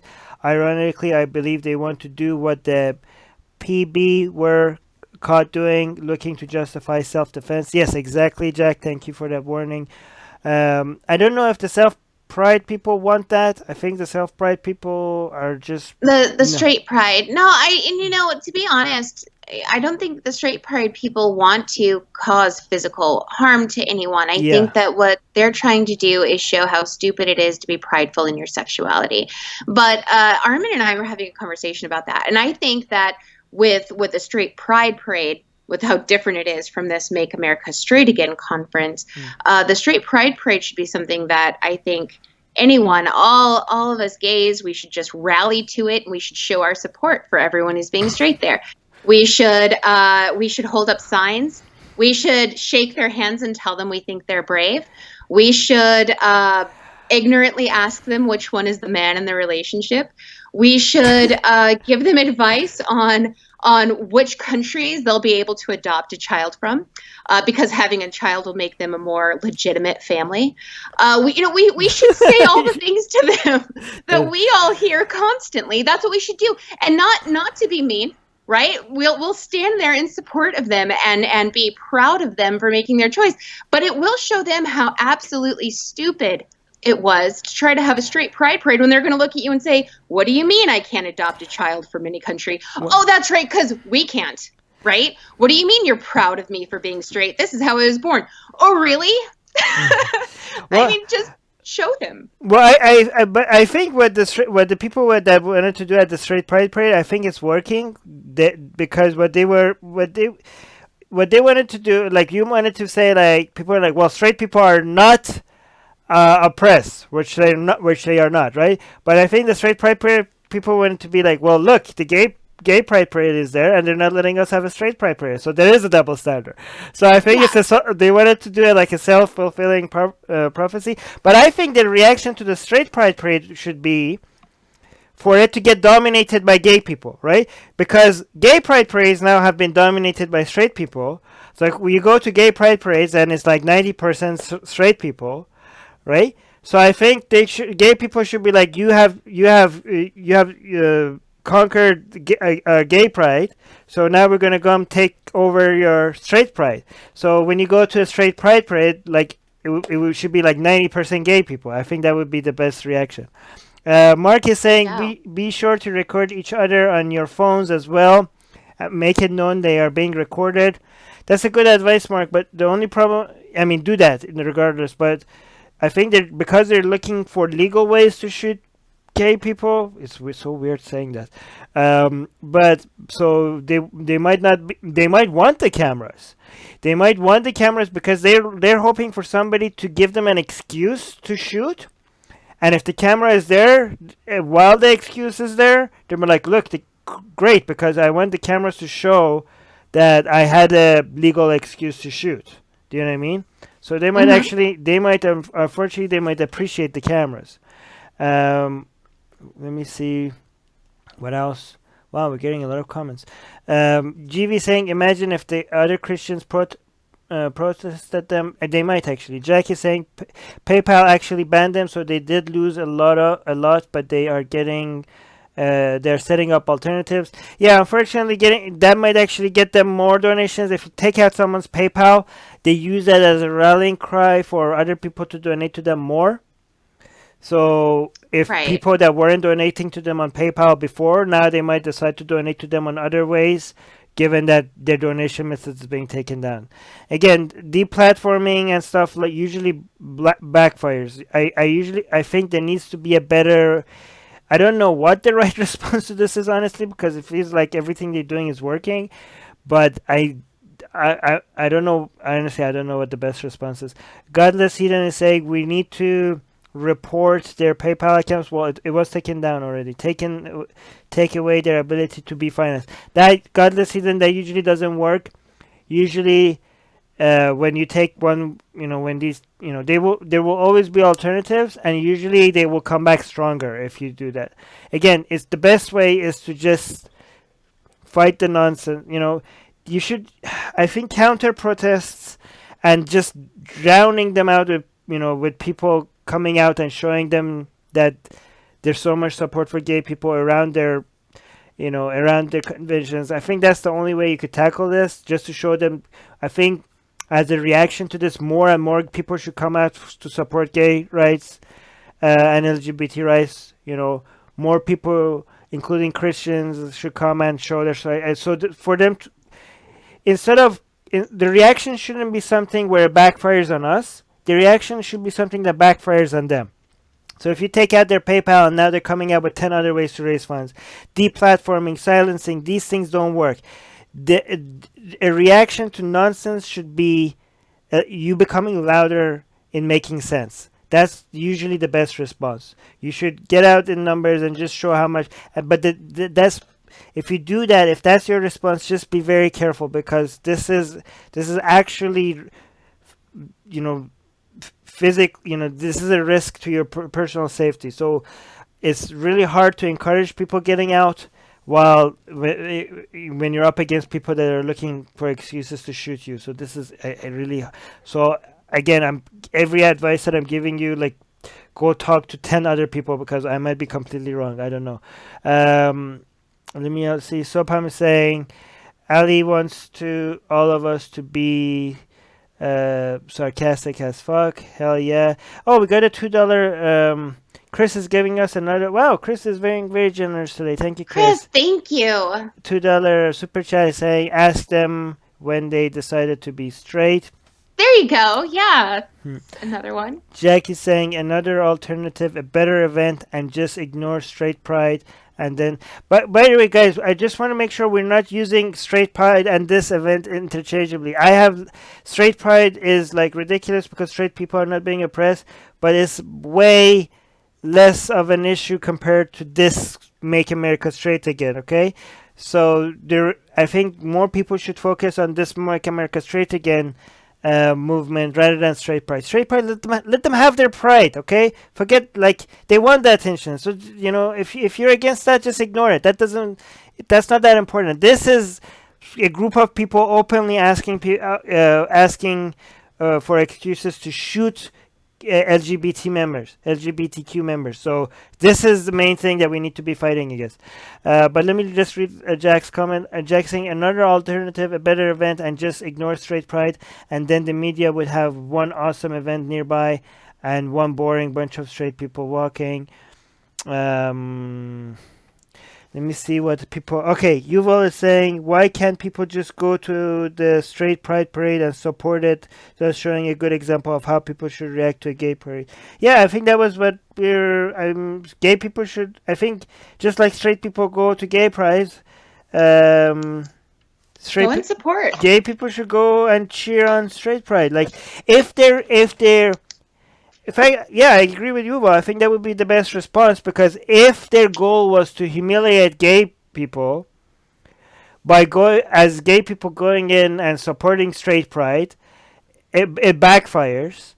And if their intention was not that, then we're getting support anyways, right? So I think the best reaction would be to just have a whole bunch of gay people to go to the straight pride parade and just cheer on the straight people. I think it might confuse a whole bunch of them, but also it might impress the rest of them, and it might bring unity, and people might get along that way. I don't know. It might be ridiculous, but go support it anyways. If their plan was to troll, then their trolling will fail if you go and support it. Let me see what the top comment. I think I already read the top comments, right? Mm-hmm. Haley is saying, America, what is going on with you guys? Still, Haley, it might be hard to believe, but still one of the best countries in the world. It still is. Richard is saying massive spike in. Oh, never mind. How about make America smart again? Okay, Ali, did you want to add anything? I think that I'm not sure what all happened there today and if they're going to be going on tomorrow, but I would like to do an update on this next week. Just throwing that out there. Okay. Yeah. Oh, wait, there's something happening today about this? Yeah, it's a weekend-long thing. So. Oh, so this is happening as we're talking about it right now? As we're talking about it right now, yes. Wow, okay. Okay, next news. Next news is out of British Columbia. Atheist nurses fight against mandatory AA will go before a BC Human Rights Tribunal. Brian Wood, a BC nurse who lost his job when he refused to attend his 12-step program for addiction, will get a chance to argue he was discriminated against as an atheist. He contends Alcoholics Anonymous's emphasis on placing your life in the hands of a higher power simply won't work for someone who doesn't hold any religious beliefs. That's an argument worth considering, according to the BC Human Rights Tribunal. Wow. On Wednesday, it denied Vancouver Coastal Health's application to dismiss Wood's complaint alleging discrimination on the basis of religion. In its submissions to the tribunal, Vancouver Coastal Health argued that the treatment plan designed for Wood was reasonable and supported by medical experts. Wow, this is great. This atheists are fighting for their rights, right? This is, by the way, my backyard. This is BC. Yeah. This is British Yeah. Columbia. Yeah, this is where I And am. this is awesome because even in America, you and I, we just reported on this recently. Our judges here can say, you have to learn about this religion. You have to go to religious counseling. You have to do this. We can do that here. But in BC, they're saying that Alcoholics Anonymous may actually be violating the rights of this atheist, and the fact that one of its steps is to place your hands in a higher power. Now, a lot of people can argue about this. I researched into this too, that not every anonymous association forces you to place your hands in a higher power, such as a god. But they do have you do a substitute if you're an atheist, such as your mother, your father, your wife, your children. Make them your higher power, and then it's all okay. So a lot of people are saying that. However, court ordered Alcoholics Anonymous means that somebody who's going to be overseeing this may not accept that he's completed that step if he hasn't actually given his life in the hands of a higher power, meaning a god. So this isn't a ridiculous complaint in the fact that he could just say he did it. He doesn't want to have to say that he's giving his life over to God, and I don't blame him for that. First, we got a super chat, $2 super chat from Labman27. He or she is saying, "Keep up the good work, you guys." Oh, thank you. Hey, Uh, thanks. but I want to say actually something. I'm actually very encouraged by this news, but also a little bit disappointed. I'm encouraged because it's amazing that we have actually courts now in the world where they're like, yeah, you're discriminating against atheists, right? I mean, that's Mhm. amazing, right? Government courts are saying like, yeah, this is bullshit. You're discriminating against atheists. Human rights tribunals like this will set like global examples for other courts around the world, which is amazing. Like if other places could be like, oh look, the BC Human Rights Tribunal did something like this. Maybe we could, it sets a precedent, right? It sets a model for other people to follow, which is awesome. I'm also very disappointed that this even this is British Columbia. It's supposed to be one of the most secular places on the planet, right? So the fact that a nurse lost their job because they didn't want to, they didn't want to put their life in the hands of a higher power. Like you could lose your job for that in British freaking Columbia. Like really? Like that's I mean, it's progress, but it's progress that I didn't know was needed in British Columbia. You know what I mean? Right. Like this is a very, very, very secular country, Canada, and British Columbia. I mean, at least Vancouver is very secular. So, but I'm glad that it was needed because I want a human rights tribunal to say go on record and say that you can't discriminate against atheists. So Right. for us to have that somewhere making that statement somewhere, and a government court, that is a huge win on our side. And I know it seems like so. Look how far, look how far behind we are that we need that. Like we have so many people going to prison or being arrested or losing their job or being fined for discriminating against Hindus, Muslims, Christians, Jews. But we see it as a huge win for some court somewhere in the world to just mention atheists, just give us anything. Like, thank you, Judge, for noticing that we atheists also exist. Like, Yes, right? this is how far behind we are when it comes to atheists. But we take it. We'll take it. Thank you. We'll Thank you. take that. We'll take it. Um, Let me see what the top comment is. The top comment is by Garething. AA is said to be non-religious system that mentions God 12 times in the preamble. Go figure. Yeah, they're religious because they constantly mention higher power and God and all of that. Surrender to a higher power, bullshit stuff. And they're like, oh, we're non-religious. Bullshit. I was trying not to swear, but sorry. There's another one. Becky is saying, miss me with that. I'm not going to read that. Okay, Ali, did you want to add anything before we go to the next news? Our next news and last news. No, I'm ready to report on it. Okay, go ahead.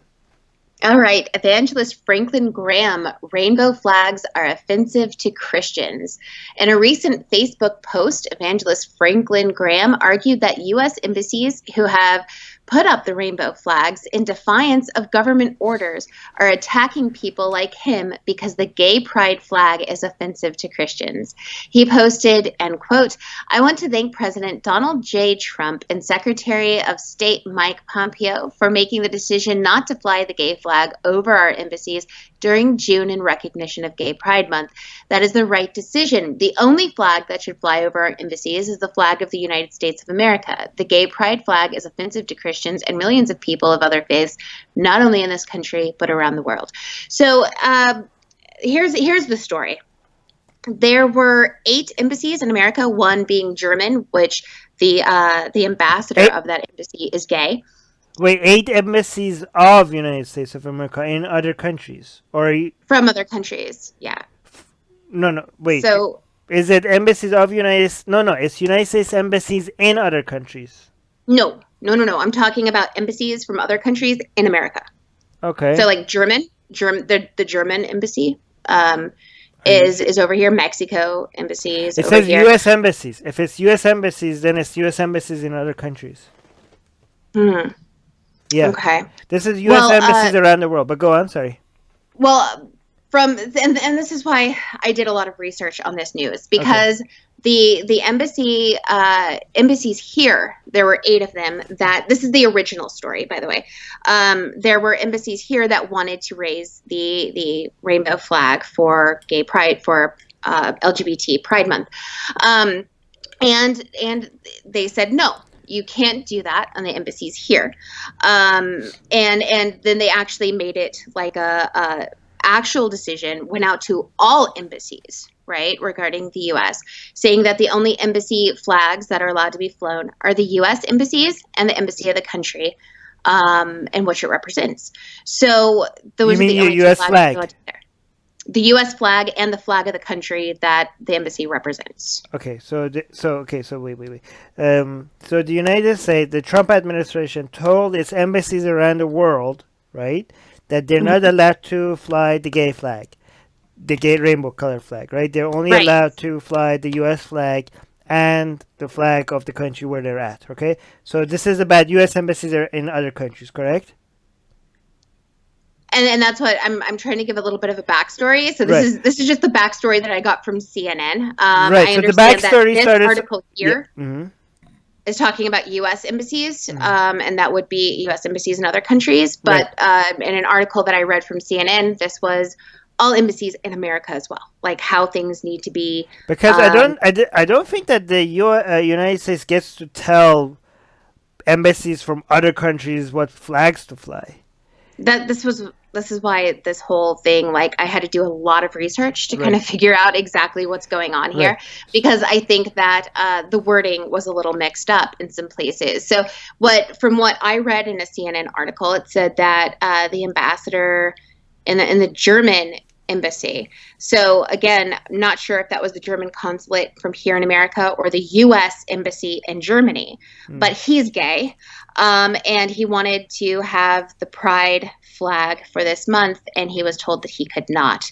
And this was with an interview including the vice president, who everyone knows is very anti-LGBTQ, and he said this had nothing to do with our personal stances on the LGBT community. This had everything to do with everyone being equal, everything being equal, and us keeping our opinions on certain ideas out of it, and just focusing on the U.S. flag. Embassies are about the United States. Okay, bullshit, because the reason why I say bullshit is because United States embassies and everything else United States related around the world has fought against other ideas all the time, right? So this is like, oh, we're not going to show our opinion about this. Think about when the United States was against communism, right?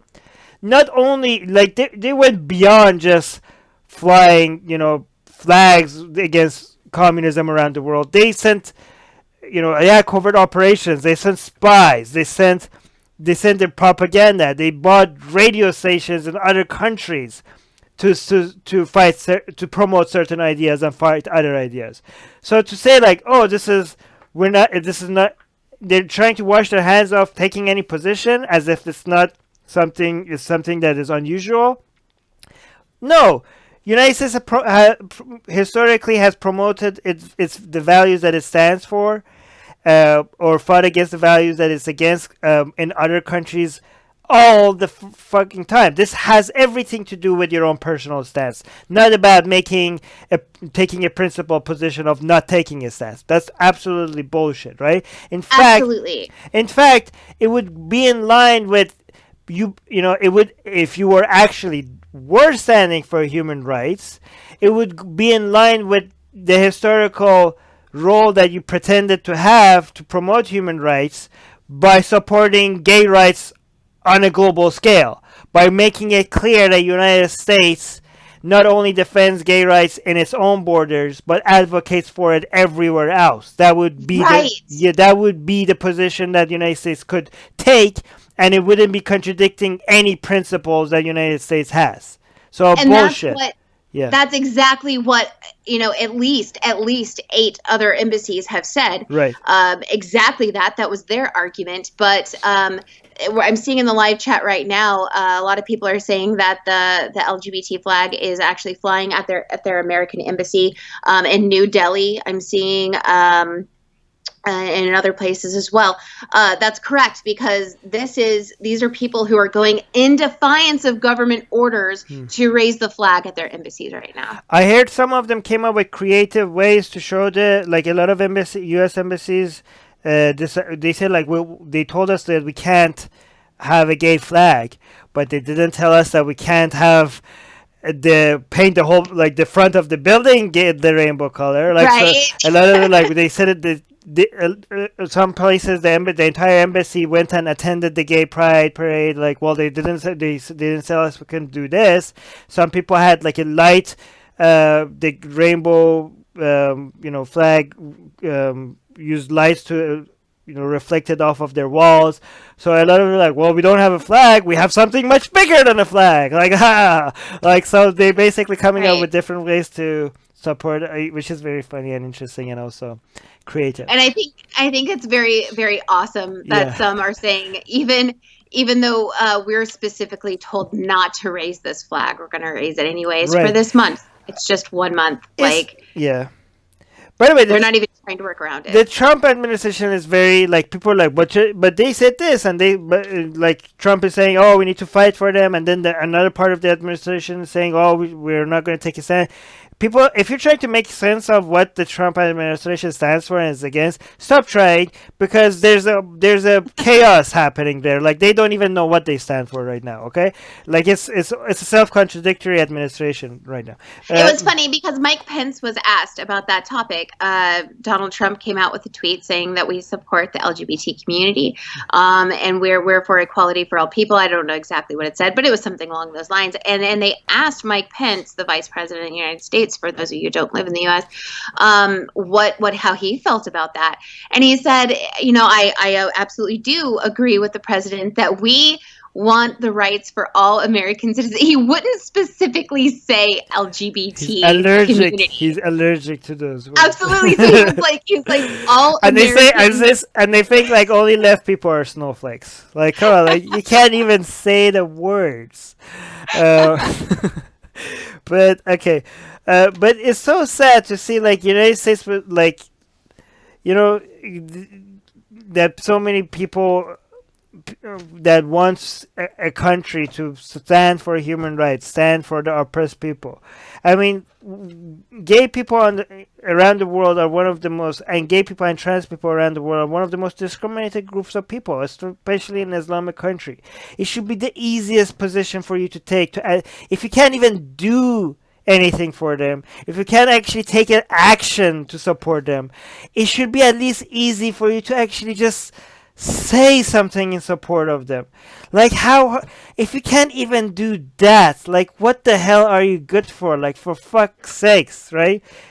See, this is why tell people think like when I take a pro-American position, they think like I'm always pro-American. No, I shit on on the United States when they deserve it, and I defend United States position when they deserve it as well. And on this, I'm gonna say their position deserves to be shit on.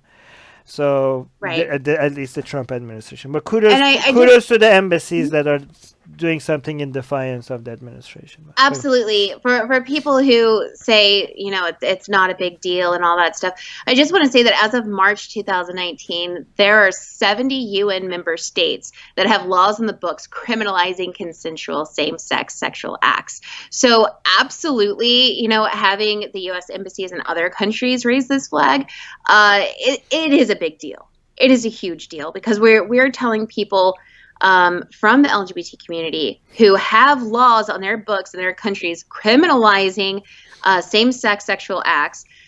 We're telling them that we are sending a message, and what the Trump administration wants to do is not send a message. And so this is a big deal. The top comment is from Ross, is saying, I thought a rainbow was a symbol of peace from God to Noah. Yeah, why are these people being so anti-biblical? Like, why are you not letting us fly the symbol of love from God to... I think God was gay for Noah. That's why he sent an LGBT. I think that's the reason why he used an LGBT symbol to show him love. Anyways, do you want to add anything? No, I just wanted to say that I will be giving an update about the NIFB next week. Where would if you guys are interested, if you guys are interested in updates throughout, people like Hemant Mehta from Friendly Atheist, he is reporting about it. The YouTubers that I mentioned earlier, Casey Gleason, Godless Engineer, Mr. Q. Atheist. What's that, Armin? Shannon Q. She's my favorite. Yeah, Shannon Q. Yeah. Everyone that I mentioned earlier, please give them a follow, and you'll be getting updates from them as well. Drew from GM Skeptic as well. He's great. Yes. But can anybody follow you? And would you be posting this on your Twitter feed as well, Ali? Yes, absolutely. What's your Twitter handle? At Atheist Ali. At Atheist Ali. Ali is ALLIE, correct? Yes, that's correct. Okay. Chris is saying 7 of those 73 countries also have the death penalty for gay people. More reason why they should be flying it on their embassy, right? Yes. Right. Okay, love you guys. Thank you for everybody. Spencer on Facebook, and some guy from in Yuval, some guy that I can't read their name, John Brown, and Godless Heathen. I think they're the same people. Old Scratch, GV, Soraya, Mark, Christy, it's great to have you here. Beach as well. Mars, oh hi, Mars is here. Jack, by the way, I'm seeing Jack more often these days because he's in the same city as I am. Tina, Madman, and Doorknob Head. I hope I didn't miss anybody. Labman, and everybody else. Who else? Tina. Love you guys. Thank you for being here with us. Thank you for all your comments. Thank you for correcting us when we were wrong. And hope to see you again next week. Bye. Yes. Bye. Bye.